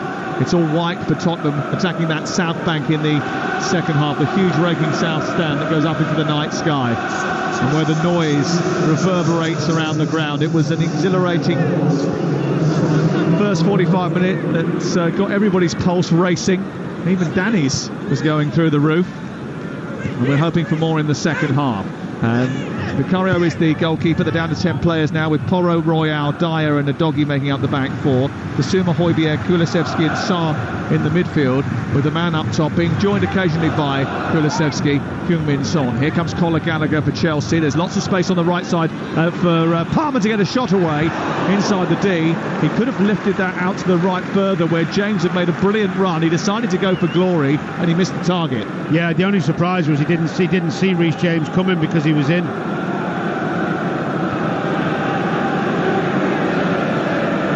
Just couldn't wrap his foot round that, Cole Palmer. Robert Sanchez is the Chelsea goalkeeper. James, Disasi, Silva, and now Cucurella in for Levi Colwell, who was booked just before half-time. Caicedo and Fernandes, the two holders in midfield. Gallagher behind Jackson, and Palmer and Sterling coming in off the flanks. Sterling has shown his rapid pace a couple of times tonight, gone in a couple of times and certainly contributed. It is goals galore and VAR checks for fun here at the Tottenham Hotspur Stadium, but it's still 1-1. Ball out of play on this near side. Tottenham down to 10 players, have the throw. It'll be taken by Pedro Porro. Just a couple of balls went up to Son there where he didn't quite get hold of them. He's just got to try and protect that ball so he can get his team up the pitch when it goes into him. Well, given away cheaply by Papsar, and Sterling's got it back again. Couldn't feed Nicholas Jackson, and he couldn't really do much with it there. Jackson, and it goes out of play and away for another throw in the same position in the right full-back area for Spurs. Kicked up towards Son, headed back away by Thiago Silva, and then Caicedo flicks it to Disasi, and Chelsea look to build. It's a bit behind James. It's a great opportunity for Chelsea to cause not only Tottenham pain, but give themselves a massive lift and take them into the top half of the table. That's brilliant. But Enzo Fernandez has been pinched, and Kulusevski has fed Sarr. Sarr can't play it wide to Son. Disasi steps out, and Chelsea win the ball back, and boy, do they get away with one. Ball played wide by Gallagher, out towards the left side. Cucurella goes charging down that left, and across comes Pedro Porro. It's out for a throw-in. So lucky for Fernandez, because Sarr has read him, too athletic for him, taking it off him, and he tries the right pass. He's going through the Son's on his left hand side. Disasi reads it quite well, just played it a fraction late. 3.5 minutes have been played in this second half, and there hasn't been too much letting up. And they've got a rivalry born out of a long series of Chelsea dominance after a period of being in Tottenham's shadow. The Chelsea graduates, Jimmy Greaves, turning into Spurs heroes, and more recently Chelsea nicking players Spurs were in for, managers switching one team for the other. And they're always grudge matches, fiercely fought, and this is no different. This might be one of the best. Ball is out of play over on the far side, and it'll be taken by Cole Palmer, throw in. Deep inside Tottenham territory. Tottenham weren't switched on there. Chelsea haven't made the most of it. Palmer does a little bit of a trick to get away from Højbjerg, who's nipping at his ankles, biting at them. He goes back to halfway, and then Enzo Fernandez just holds the play in the middle of the park. 1-1 the score. Jackson turns, runs forward, plays it out to the left. Picked up by Sterling in a bit of space, approaching the penalty area. Plays it wide for Cucurella. Not a great ball. Plays it against Pedro Porro. It rebounds out to the right full-back position, and it's cleared away by the Portuguese up over the halfway line. And to no one in particular, and Disasi sees it back to his goalkeeper. It's actually a good ball from Porro. Son's got to just make that run a little bit earlier, but he is quick, Disasi, so it's a hard one, but that was the right ball. Don't give it away there.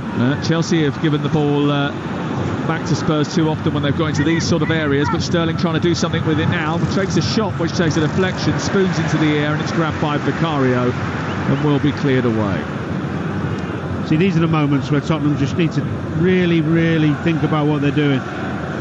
Fine rolling it out, but don't overplay and give them a goal. You've got to just play some percentages. Oh, that is not the ball to play.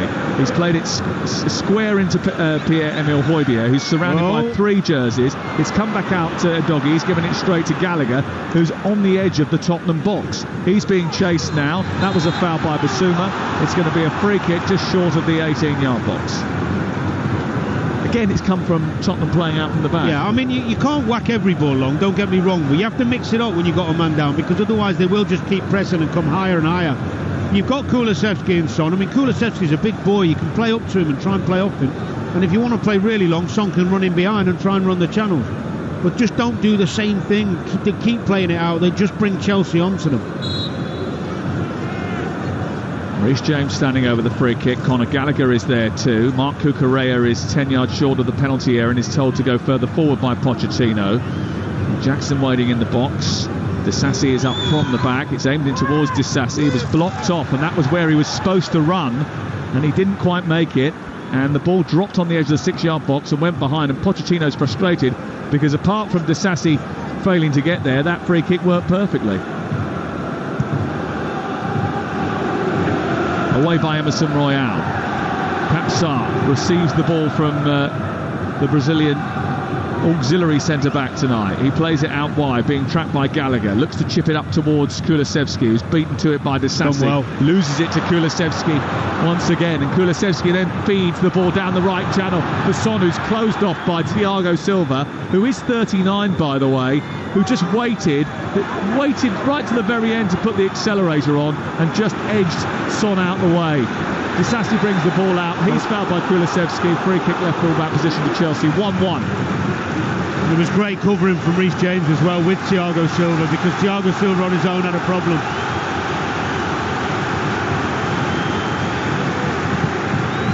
The noise hasn't abated inside this brilliant new arena.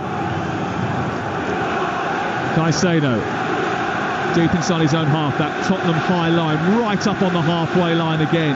Chelsea biding their time, then picking it apart, sending it over the top, and Sterling is in, and in behind is Jackson waiting for the delivery. He sets the defender down, right-footed shot, cleared away from the edge of the 6-yard box by Emerson Royal. And then Fernandez is smuggled to the floor by Højbjerg. They charge up the pitch now, Tottenham. Down the right is Kulusevski, on the left is Son. He's sent it behind Kulusevski. Poor ball from Højbjerg. And it's slowed him down. And Chelsea have flexed back into a bit more of a resolute back line as Kulusevski and Højbjerg trying to pick their way through. They do. They get to the byline. He's inside the box now, Kulusevski, holding off Cucurella. Turns the ball back to the edge of the penalty area. Basuma takes on Gallagher. He's got a chance to shoot. It's blocked by Reece James, and it comes out to this near side, and it's cleared away by Chelsea just about. Oh, Sterling brilliantly. He's got past Emerson Royal. It's 3-on-2 in Chelsea's favour. Jackson is to his left, but he wants Palmer to his right. He didn't have the confidence to play it to Jackson, and then it's a poor tackle on Sterling. He's been booked. And it's going to be real problems here for Destiny Udogie, who could have been sent off in the first half. He is going to be sent off in the second. It's going to be a second yellow card for Destiny Udogie, and Spurs are going to be down to 9 players. There's the second yellow. It's followed by the red. And after getting a reprieve in the first half after a VAR check, there's no second chance this time for Destiny Udogie. 20 years of age and sent off. The second Tottenham player to be sent off in the football match. And they've got real problems now, Danny Murphy. Do you know what? I feel for Udogie because it's a genuine attempt for the ball. And I think the reason Michael Oliver's given him a yellow is because he refereed a game the other week where he let somebody off a second yellow. Was it Guimarães or no? It was. It wasn't him who was on the VAR. It was Craig Pawson who let Konate off a second yellow up at Liverpool. Do you remember that in the game? No, there was another one. But anyway, I think he maybe felt he had to, because there was a game recently where I think he did let somebody off a second yellow that I did, and I can't recall for the life of me. But I don't think he didn't have to give him that yellow there. It's a genuine attempt for the ball. Here is Reece James from the free kick, playing the ball into the centre. Jackson is there, and it's cleared off the line, and it goes over the top somehow. I don't know how Pierre-Emile Højbjerg has managed to spoon that over the top, but Jackson had an empty net to nod the ball into, and somehow Højbjerg has stopped it from going in. He was positioned on the line, it headed down, I think it hit his knee and just somehow deflected up onto the bar. I mean, it's a great block, but I wouldn't be celebrating too much right now, was it? We've got 35 minutes to play with 9 men. We've actually played 56 minutes. It's 1-1, but we've played so much more than that because we played 57 in the first half. So we've played well over 100 minutes of football already in this game. 100 minutes of football, what am I talking about? We've played well over, I'll get it right in a minute, we've already played well over an hour and 7 minutes already in the game. The ball is it was the Kovacic second yellow. It was against Arsenal. Yes, it was Arsenal, Manchester City. You're right. It was, and it was. It's in his right. That's in his mind where he's given. Because I don't think Howard Webb came out afterwards and said he should have sent him off. Yeah. See, he there is genuinely going for the ball, and Sterling is running away from goal. Not every foul is a yellow card.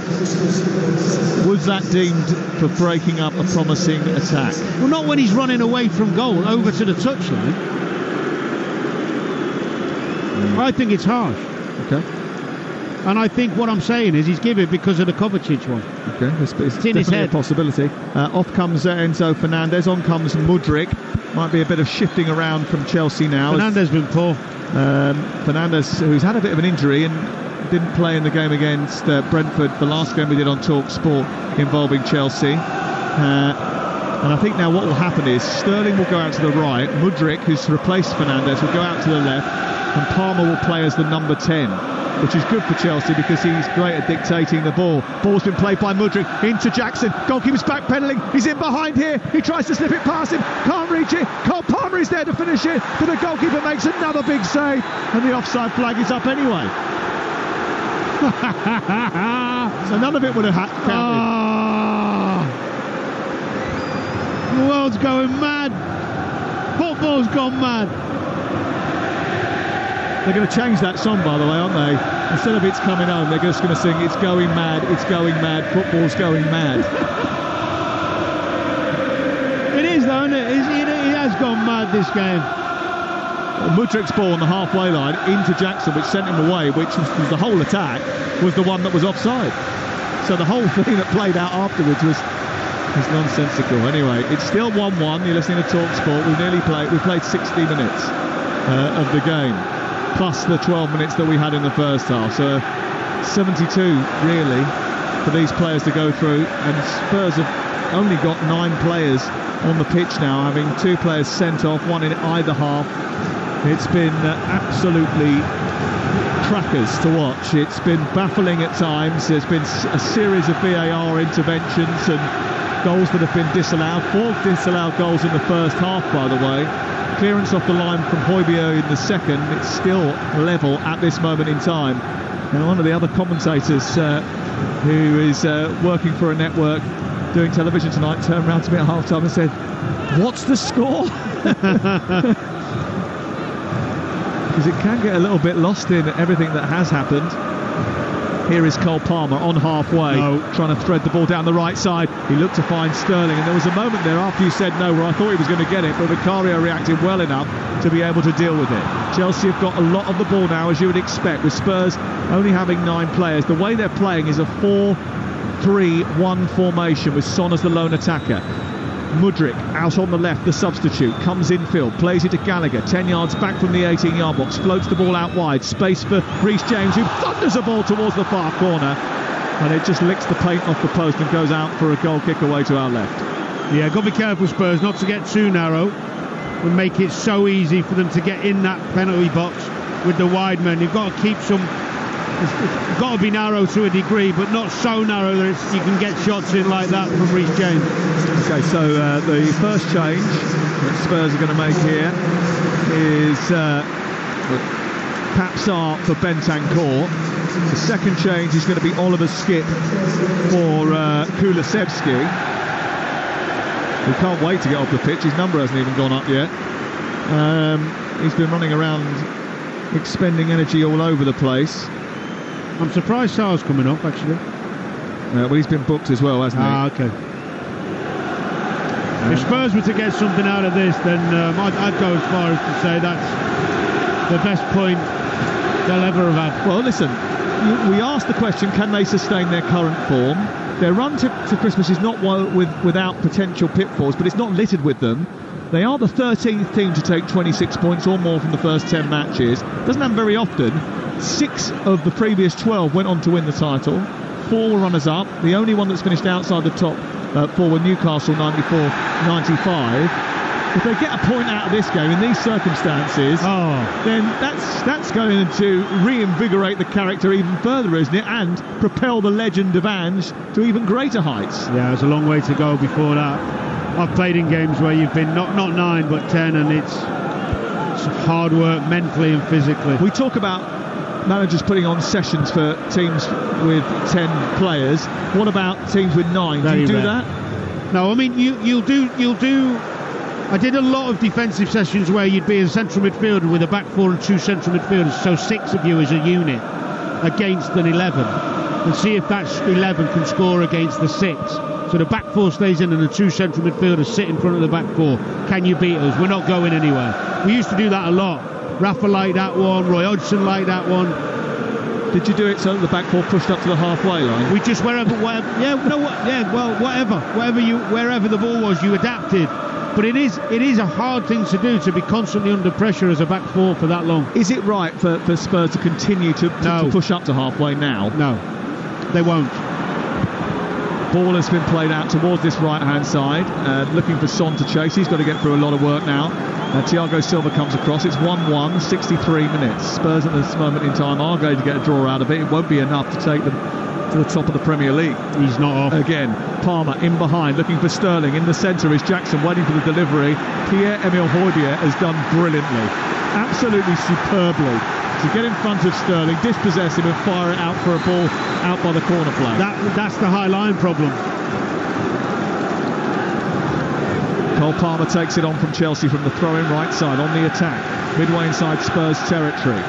Danny Murphy, Sam Matterface here live at the Tottenham Hotspur Stadium on what has been an exhilarating night of football, a thrilling night, a charged atmosphere and a wonderful spectacle. Mudryk tussling with Bentancur. Bentancur wins the free kick on the edge of the penalty area. The Tottenham fans want a yellow card. They're not going to get one.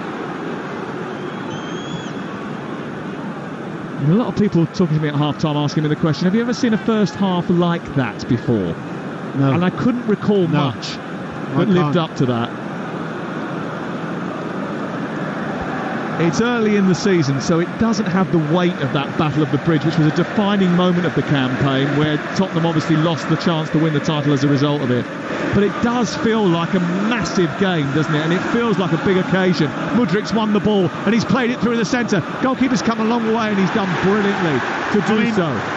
We've been critical. We've been critical of VAR at various times, but I think players have to be criticised as well for some of their part in it. Yeah. Well, Romero certainly.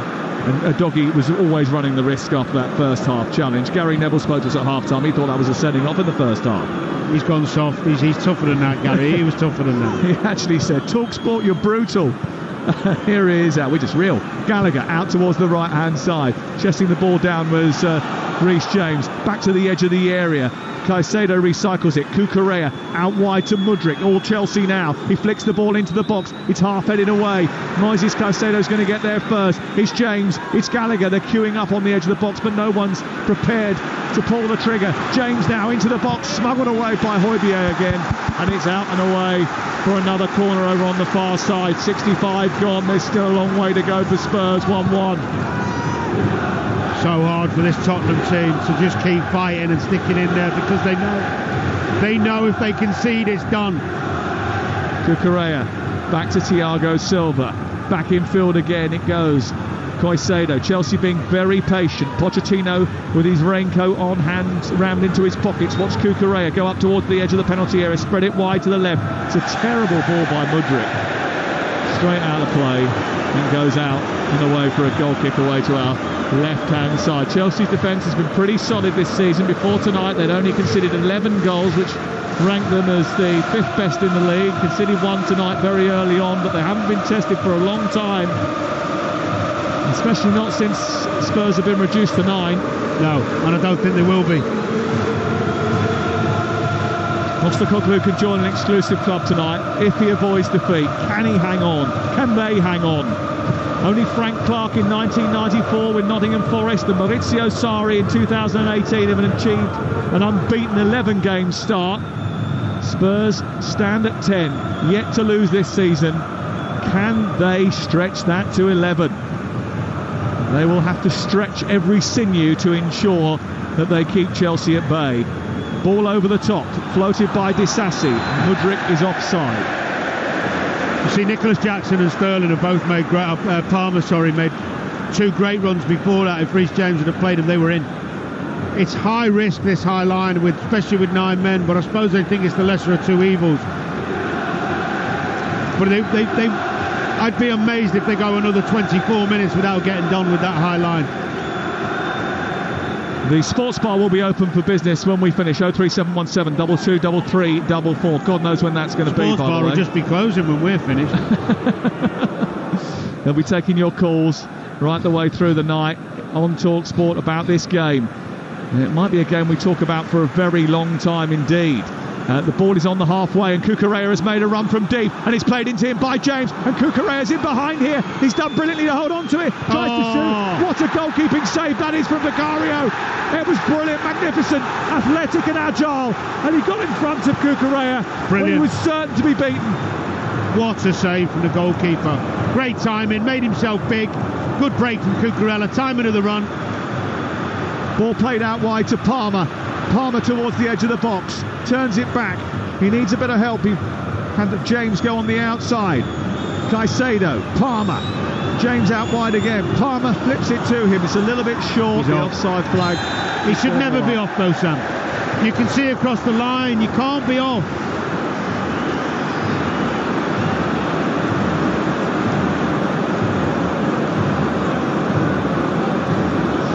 Adrian Dubs has sent me a note. Only 3 outfield players that Spurs started with are still on the pitch.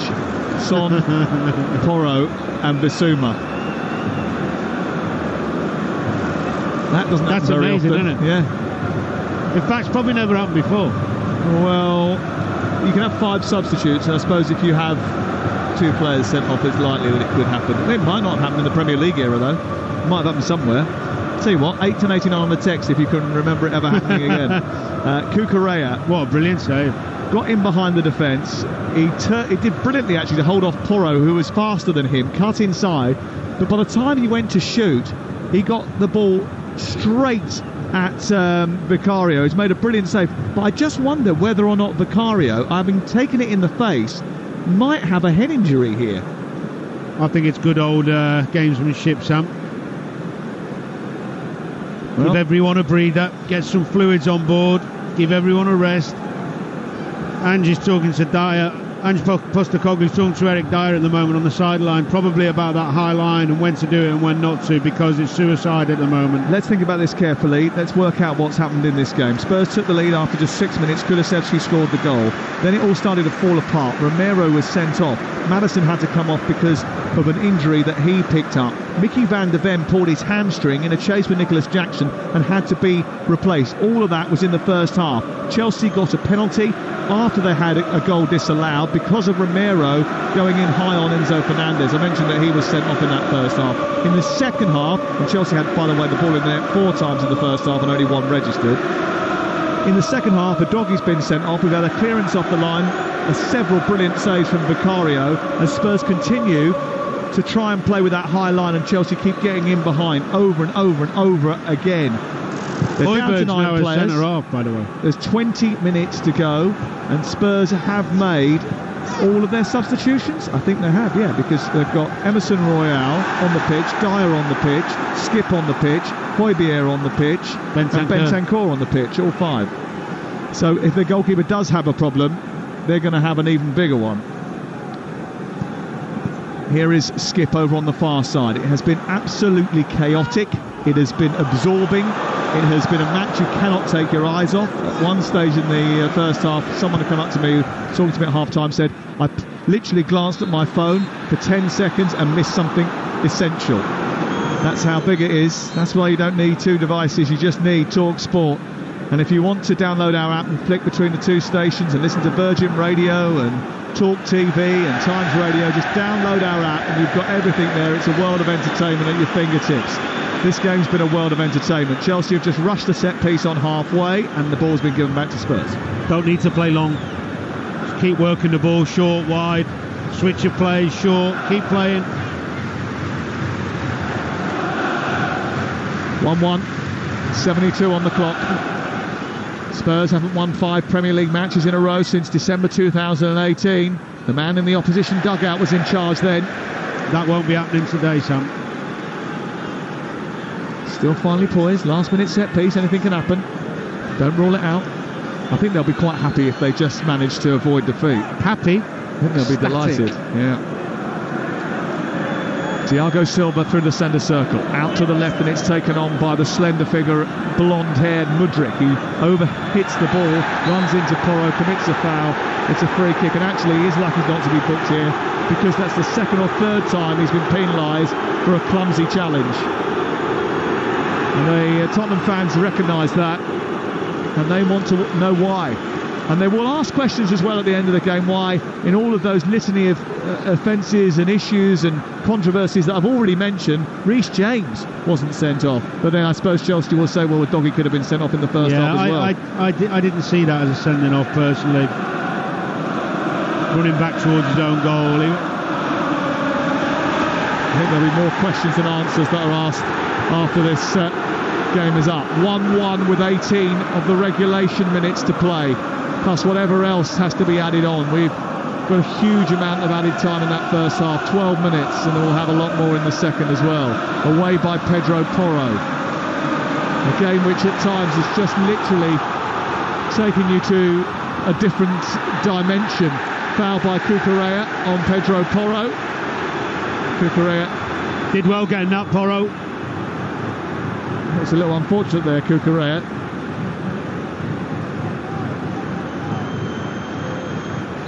I think he got duped there, Michael Oliver. Well played. Bentancur swerves past 2 Chelsea players, then can't find the pass because it's straight to Thiago Silva. Conor Gallagher does well, protects the ball brilliantly, forward, and then plays it back to Disasi. It goes to Reece James now. He plays it wide out towards Sterling. Højbjerg playing as one of the back 4 now. Gets back and helps it towards his goalkeeper. He's done brilliantly, actually, Højbjerg, and so has Eric Dyer since coming onto the pitch. They've all done well. Two that were part of the remnants of the old days that were discarded on the fringes for most of the season up until this point. That's another feather in Ange Postecoglou's cap that he's kept them on side. Kept them on side, kept them focused, ready to come in as and when. Cucurella has made a brilliant run. He did. Hasn't been seen despite that high line. It's not as high as it was. It's about 6 yards now inside. He's off. the Tottenham half of the pitch, and Chelsea just patiently waiting before deciding to release Sterling, who is onside, and Jackson's alongside him inside the box. He squares it, Jackson's there, and Chelsea score, and it has been coming. Nicholas Jackson with the goal. They waited, they drew Tottenham in, they sprung the offside trap. Sterling went down the right, Jackson was lurking in the centre, and he tapped the ball home. And Chelsea lead by 2-1 with 15 minutes to go. Well, we said the high line was going to kill them. You can't play a high line like that when there's no pressure on the ball. You're better sitting in, just defending the edge of your box. It's been a strange decision to do it, I have to say. I don't know where it's come from or what the thinking is behind it. He looks well onside, doesn't he? Well, you said that as soon as he was released, and the ball was squared for Nicholas Jackson, and he tapped it in. Although he was offside, but that's not the rule. Well, it's the Chelsea fans being conducted by Nicholas Jackson now, who's got his fourth goal this season. They are checking the goal for a possible offside, so we are going to have another delay. John Brooks is looking at it. Obviously, Jackson puts the ball in the net. He was in an offside position when the ball was played. But the phase of play went to Sterling, so it's reset as soon as he's touched it, right? I think so, yeah. Well, we shall see. They are waiting. I mean, this surely can't be that difficult to clear up. It's really not. And we're checking to see whether or not Sterling's left foot is ahead of Emerson Royale. He's onside, so that should be fine, right? We've seen it. Now, I'm sure he's behind the ball there, Nicholas Jackson, as the ball comes across on our monitors in front of us from Sterling. I think that's going to be okay. Goal. Chelsea celebrate again after a long wait. No offside against Sterling, and Chelsea lead by 2-1. And now they're in a position where if they are victorious here, then they will be the first team to beat Tottenham in 90 minutes this season, the first team to beat them in the league this season. Reece James comes off, Malo Gusto comes on. I'm hoping that's just as a precaution for Chelsea.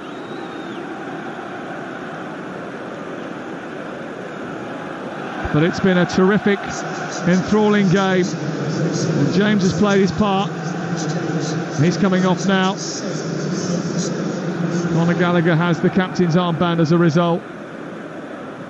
And Malo Gusto goes into the right fullback position. Mauricio Pochettino, well, he's absolutely delighted with the way that his team have performed. They've been patient in this second half as they've tried to prise open the Tottenham back line.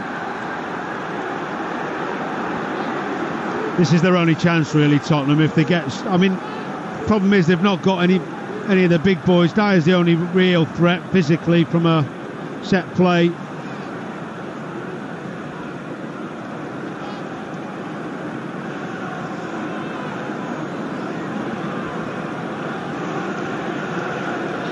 .78 minutes on the clock. Chelsea 2, Spurs 1. And Spurs down to 9 players. But here is a chance for Dyer at the far post. He's rammed it in, but he's offside. The free kick came in. It was flicked onto Dyer. He's rammed it past Sanchez, who didn't even see it coming. And the flag went immediately up. But was he? Was he? Now there's a nervous wait. Does it come off a Chelsea player or a Tottenham player?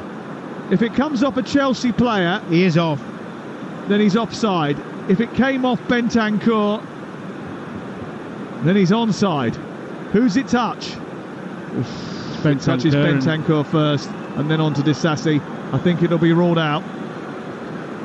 But you're right, that's the chance. I mean, Chelsea very sloppy there. Well, he's the only threat, and he's in a load of space, but he is offside. But it's only fractional. This is bizarre.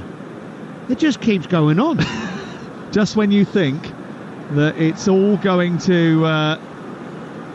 See, how can they see from that still whose head it's coming off? Well, we've seen it from the other angle. We know it comes off Bentancur, and then it comes off let's try and just hope it doesn't, eh? Why? Because then we've got 2-2. The Spurs are back in it. It sounds like you're being a little bit biased. No, I love football. I love drama. I love jeopardy. Yes, I'm being biased. They are checking once again for this disallowed goal. It's been bonkers entertainment, and it's been literally fly by the seat of your pants stuff. I think it's going to be offside, but I did predict 2-2. Did you? Well, you never know. There's still 10 minutes to go after they finish with this plus stoppage time. What are they taking their time for, by the way? No, Danny, maybe they've ordered a pizza. It's unbelievable. Well, it's come off Bentancur's head. It's going to be disallowed. He's offside. But I think they're just explaining it now to Eric Dyer, he's telling him what he's checking for. We're still waiting. Oh, maybe in the middle of the line. You see, Dyer might not be off. They're trying to get the line. They're trying to get a camera angle so they can get both players in the picture to draw the line. I don't think they've got a big enough angle so they can see whether. But the linesmen give offside, so they won't be able to correct it. They won't be able to correct it if they think, yeah, I see what you're saying. That the far this in the middle. He's offside. Yeah, he's offside. Well, just draw the line in the wrong place, man. Come on.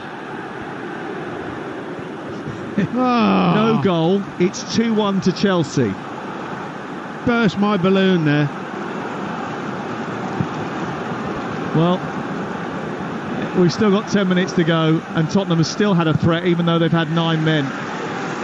Straight after Chelsea went in front, all of a sudden, Tottenham were there again, causing problems at the other end. I don't think they'll give up the ghost. Not yet. No way. Not this Tottenham team. Not the way that they've applied themselves so diligently in this game. It was strange, that high line against 11 against 9. I don't get it. Yeah, just waiting to be done. Again, Sterling is travelling at pace through the middle of a tightly woven just past the ball. White pack, and again he then gets penalised for a foul. He should have passed the ball to Cole Palmer, who's made a really good run. Sam, all your talk growing up is if you have an extra man, you've got to keep passing it and keep finding the extra man and work the team with the lesser man. Have Chelsea been a bit sort of forgiving? I think since they got the goal they've been a bit sloppy. But he's tried to lob him. But actually, they worked the ball. They made some good runs to get him behind when they were playing the high line. They took the time and did it well. But now, when they're winning, they should be just popping the ball off. Cucurella down this left-hand side, plays it infield into Caicedo, collected by Palmer. Palmer takes it laterally out towards the far side. And he's got Sterling, they're all waiting again on the mark, ready to go in behind that defence, just waiting for it. Jackson curves his run, stops, starts again, it doesn't go forward. They're patiently waiting for that moment, the right moment to send it over the top. But still, that high line is right up on the halfway line. And Chelsea play it down the left with Cucurella. Mudryk now runs up towards Pedro Porro, goes on the outside, tries to steer it centrally. And then he's fouled by Pedro Porro. Referee says play on. Chelsea have got the ball. Gallagher into Cucurella. Play on, says the referee. Cucurella's got it again. Mudryk still not to his feet. Gallagher. They've got 7 behind the ball at this moment in time, Spurs. As it's worked out towards the right, Sterling waits. Looks for Palmer to go in behind. Can't do so goes backwards towards Malagusto. And there are 7.5 minutes to play on Talksport, on one of the most breathtaking evenings of the Premier League season so far. And Chelsea took the lead with Nicholas Jackson's goal with 15 minutes to go. But Tottenham have come from behind to pick up points before this season. Can they do so again? In fact, it's worth pointing out that they have taken 8 points from losing positions already at this early stage. Ball played in behind for Sterling to chase. Emerson Royale does just enough to help it back to his goalkeeper. He kicks high into the night sky. Out towards the far side, kept in from Bentancur. No, didn't keep it in. It goes out for a throw in 10 yards inside opposition territory. And it remains 2-1 to Chelsea. They should just see this out comfortably now, keep possession. You don't need to score again, just work Tottenham. It was bound to be an emotional night with Pochettino coming back here. He was the manager of Spurs for 5.5 years, their longest serving boss since Keith Birkinshaw in the late 80s and the late 70s and the early 80s. He had a relationship, he had a love, he had a connection. He would have come back to Spurs if they'd called. He nearly replaced Jose Mourinho in 2021, but PSG wouldn't let him leave. And although eyebrows amongst some would be raised when he joined Chelsea, he isn't the first to cross the divide. Some of Tottenham's greatest players have played for Chelsea: Glenn Hoddle, Jimmy Greaves, and there are many others, including the recent Spurs bosses Conte and Mourinho, Graham Roberts, Gordon Jury, Jason Cundy. Love it. 5 minutes to go before the end of the game. Chelsea lead by 2-1. Basuma over halfway for Spurs. Is there one late chance? It comes back to Basuma again. He plays it wide towards the left, and then further on to Emerson Royale. Royale trying to get down that left-hand side. Tucks it back to Bentancur. Højbjerg looks up, floats it down the left. Basuma is engaged by Malagusto. He's holding on to him. Don't give away a set piece there. That's a really stupid, naive thing for him to do. And Tottenham have a free kick. They'll be absolutely delighted by that. It's a yellow card for Malagusto. Absolutely incredible, the brains of some players. You're winning, you've got 2 men extra, and you're fouling him near the penalty box. Who's telling him though? Someone, I hope, is saying to him, use your brain. Think about the game. Think about your teammates, not yourself or your own ego. 86 minutes on the clock. Tottenham Hotspur 1, Chelsea 2. And the ball is at the feet of Pedro Porro. Swings it in towards the far post, and it's headed goalwards by Bentancur, and he's missed it just. He's just about missed the target after connecting with a brilliant ball in from Pedro Porro. Got to score, Sam. This is the chance. He's not offside. Oh no, it's an in-swinger from Porro. Bentancur's coming in on the back post, doesn't know whether to knee it or head it. Gets caught in between and puts it past the post. Oh dear. What a point that could have been for them. Wow. It could have been a seismic moment for Tottenham in this season, but Bentancur somehow has missed it. He steered it wide of the upright, and Chelsea once again from a set piece, bearing in mind that they've got extra numbers, allowed Tottenham to get a free header in inside the penalty area. It's criminal. It's really poor, really poor. Malagusto's made a run down the right-hand side, and he's onside here, bursting into Tottenham's half. He's down the right wing position, he's into the near post, and Pedro Porro comes across and gets in front of Jackson and turns it behind and away for a corner. Poor from Gusto. Jackson was on 5 seconds before he even tried to play him, and it was poor touch that let him down. Corner kick over on the far side for Chelsea, who lead by 2-1. And what has been an epic spectacle of a football match from the Premier League, a Premier League classic. It's been volatile, it's been hotly contested, and it remains finely poised going into the final 3 minutes of the game. Here is Malagusto. Wide it goes to Palmer. Palmer to Sterling. Sterling with Gallagher trying to run in behind. Sterling continues to try and tease his way through 3 players when he could just pass the ball. Strange. Man of his experience and quality. He's given it away, and Tottenham are trying to bring it clear. Bentancur's trying to run away to the near side, and Chelsea screaming from the sidelines. Pochettino and his assistants, don't foul.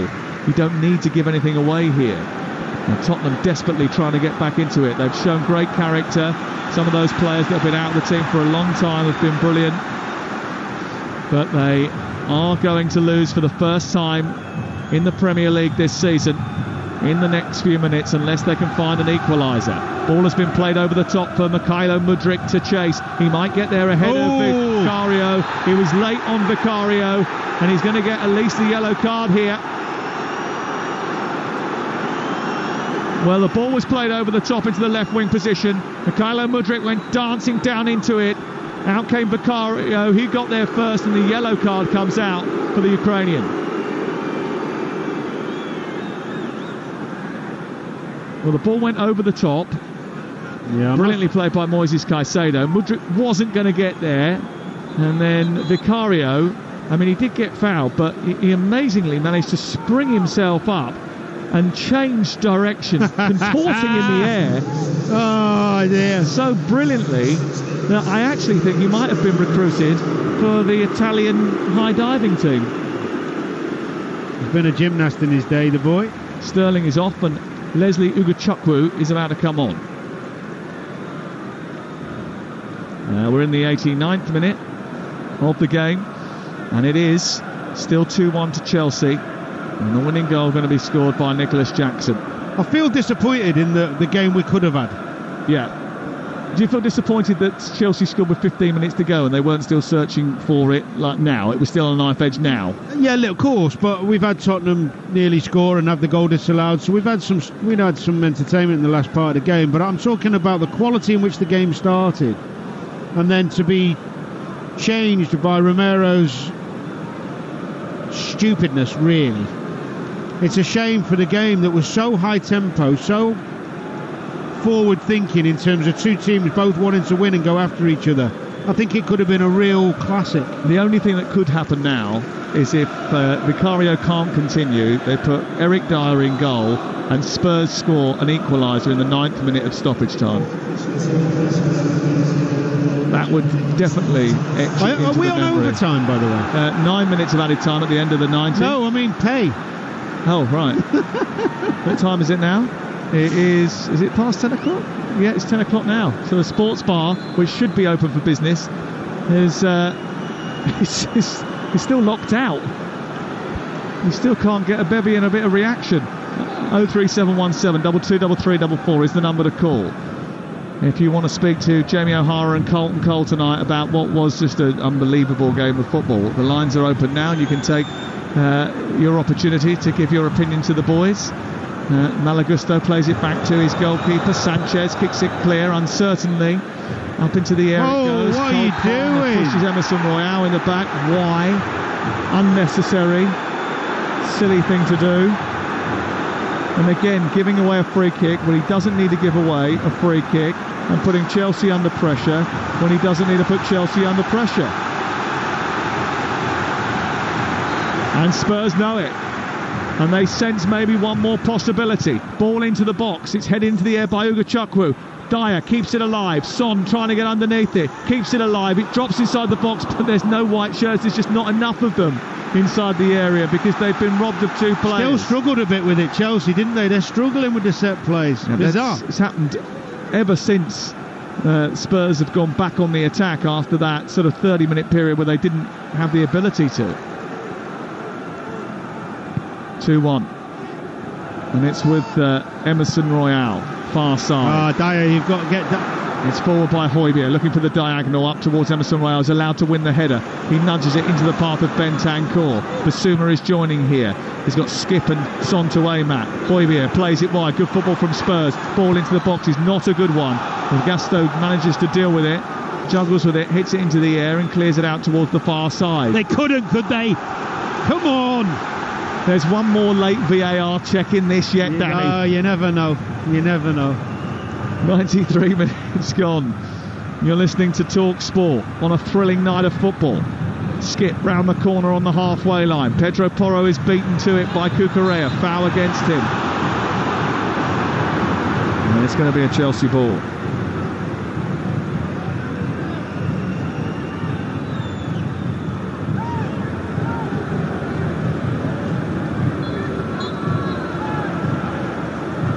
Free kick to Shaw on the halfway line. 93 minutes played. And we've got 9 added. Oh, and that's a real mistake by Ugochukwu. Now Son is running at the Chelsea back line. He moves to Peltier. Left-footed shot. Drives it towards goal. It's saved brilliantly down low to his left by Roberto Sanchez. And if he hadn't have got there, then Son surely would have made it 2-2. Chelsea sloppy in possession. And Son and Tottenham went racing towards goal. And it was oh so close. What an incredible effort from this 9-men Spurs. Incredible. Gallagher down the right hand side, played in by Palmer. Jackson is there to finish it. Jackson slams it home, and Chelsea have a 3-1 lead in stoppage time.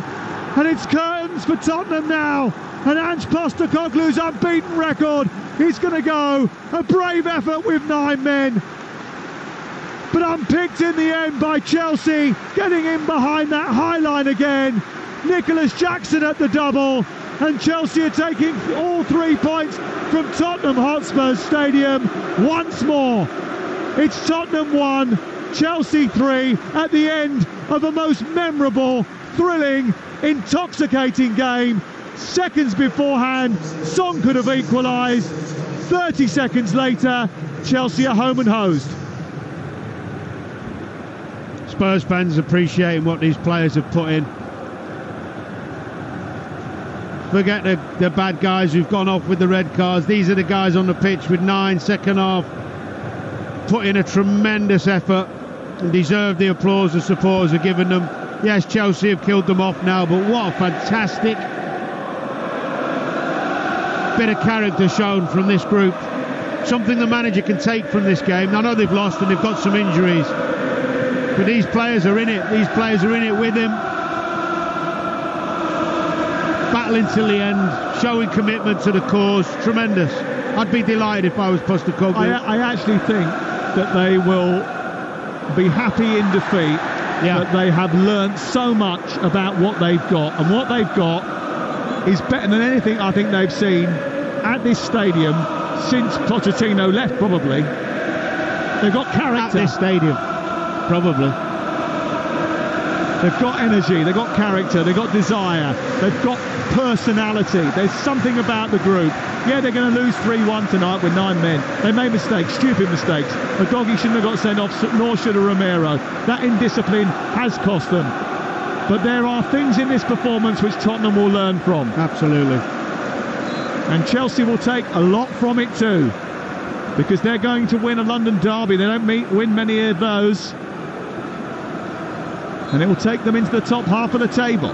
But they've got a free kick to defend, and it's back across the face of goal towards Dyer from Son, and then cleared, but the offside flag was up anyway, and in the 96th minute of the game we'll have another free kick. Pochettino pretty impressive against Chelsea when he was the Spurs boss. He won 4 of his 10 Premier League matches against them, which was more than every other Spurs manager in the previous 52 meetings, and now he is going to be the first opposition boss to win here this season. I mean, what's remarkable is that Chelsea's victory here will be only their 5th victory in the Premier League since the sacking of Graham Potter. Oh, they've still got a long way to go. I mean, Spurs have handed them this victory on a plate with the sendings off, let's be honest.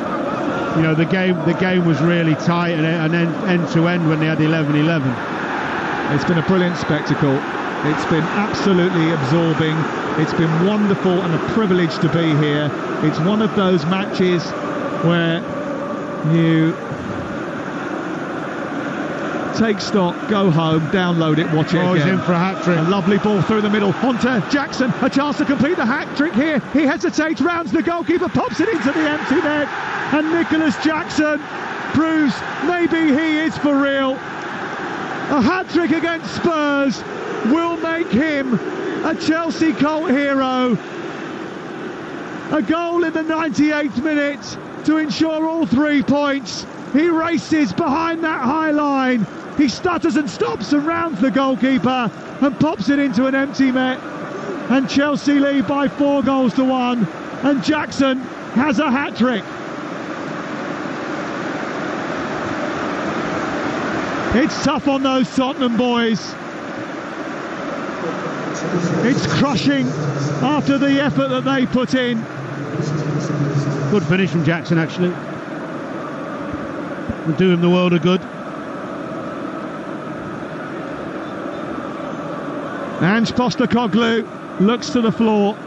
He knows his team have been undone in this second half 3 times with the ball over the top. We question the wisdom of them continuing to press high. Yeah, there's a couple of things. One was the wisdom to play high again constantly, which seemed to me like a recipe for disaster. So maybe question that. The discipline has to be worked on with certain members. He's got to cut that out. He can't have that every time there's a big game here and emotions running high. But what he can take from it is those players on the periphery have come on for him tonight, are on board with him, and have put in a tremendous shift. Mudryk down the left-hand side into the penalty area, trying to make it 5. Tees it up for Jackson, who's missed from inside the 18-yard box and skied it when he had a chance to get a quartet of goals.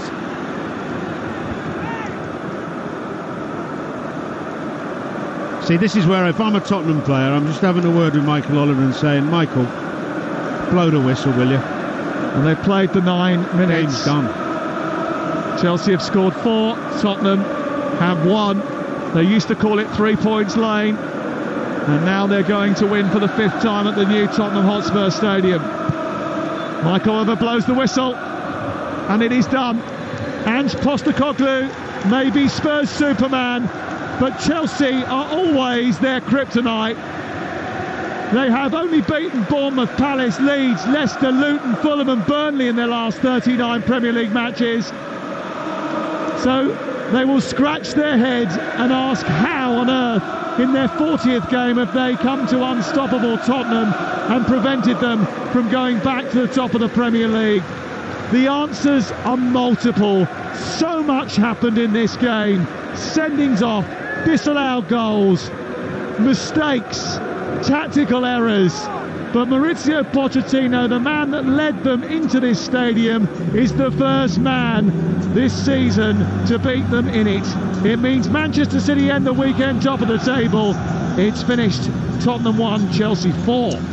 Well, the unbeaten run is done for Spurs. Manchester City stay top of the table. Chelsea move into the top half. It's a very late Nicholas Jackson hat-trick that did the damage in the end. Although you'd have to say overall, Danny Murphy, it really was Spurs' ill discipline that's done the damage. It's their own fault tonight, Spurs. Absolutely. Romero started it, and Udogie, too rash, stupid tackle in the first half, and then another one in the second, but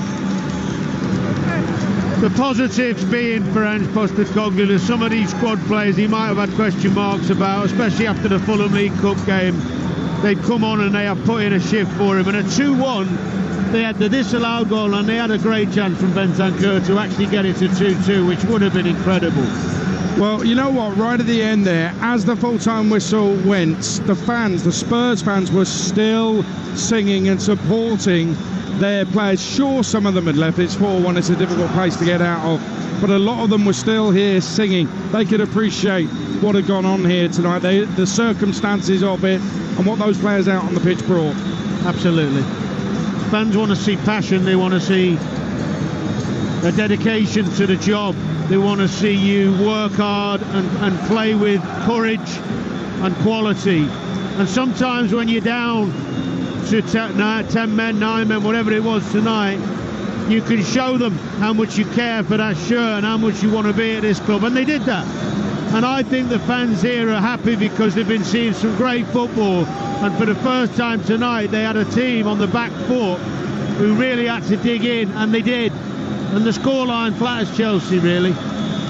It does. Some of these Spurs players have gone over to their fans in the Epic South Stand. Porro is there, Vicario, there's a number of them who are there. Ange Postecoglou there as well, applauding the Spurs fans who kept on supporting their team right through to the end, even when they knew the game was up. And you know what? This time last year, if this had been an Antonio Conte side, that wouldn't have happened. There would have been disenchantment, there would have been stuff thrown on the pitch, there would have been all sorts of negativity from the stands. And Sam said in commentary, they sense something is going on that's special here, but they won't win every game. They won't be unbeaten forever. It just so happened it was Chelsea and Poch tonight. There's a good vibe here. There's a good spirit in the squad. There's an expectancy that's building from the supporters after what they've already seen from this side. They have got some injuries they're going to have to deal with now, but overall Tottenham's in a good place. And I think these fans tonight, it's given them an opportunity to show the appreciation to the team for what they've done so far. It's just come about in a weird way. Well, they're playing the Robbie Williams handball song. It just shows you these fans are with the team even in defeat. Chelsea, on the other hand, a big win for them, much needed win for them as well. A great win, a really good win. And I thought they used the pace of the team really well in the second half to get in behind, although it was Tottenham's fault for playing the high line. And tonight for Chelsea, I said it before, it wasn't really about the performance, it's about getting a result. And the fact they've got a result here gives everybody a bit of breathing space, gives the fans something to crow about, and actually gives Pochettino some breathing space to just build some confidence and momentum moving forward in the next few weeks. But Chelsea have got some stern tests to come. Well, Arsenal lost at the weekend. Liverpool dropped points. And now Spurs' unbeaten run has come to an end. Manchester City atop of the table. But one final thought, Danny Murphy. Have you ever seen a game like that? It'll live long in the memory. I don't think I've ever seen a game with so many incidents and so many difficult things to try and dissect. And I felt for the officials, really, although we get frustrated watching it sometimes because we just want to watch this free-flowing great game we love. I felt for them because some of the players didn't behave well. You know, players trying to get each other sent off, players making ridiculous tackles. I think the players actually do have something to answer for as well tonight. Danny, great to have you company. Thank you very much. Another brilliant game night from Danny Murphy. Jamie O'Hara, I've been checking out the watch-along tonight on YouTube, on the Talksport YouTube channel. He's really gone through it. He's absolutely exhausted, and he's still got another 3 hours on the sports bar with Carlton Cole to go. You could get involved. Plenty to talk about. If you can't think of anything to ask or talk to the boys about tonight on the sports bar, then you're not a football fan. Get involved. 03717 223344. Spurs led but lost the game and lost their minds. They had 2 sent off, 2 others off injured. Their unbeaten run undone. Chelsea get another win at this stadium, and Nicholas Jackson grabbed a late hat-trick. It was a Monday night game night that will live long in the memory. Sometimes we say a game has everything, but this one had everything and more. Live on Talksport. Lovely ball through the middle onto Jackson, a chance to complete the hat-trick here. He hesitates, rounds the goalkeeper, pops it into the empty net, and Nicholas Jackson proves maybe he is for real. A hat-trick against Spurs will make him a Chelsea cult hero. A goal in the 98th minute to ensure all 3 points. Another bit with a hat. The world's going mad. Football's gone mad.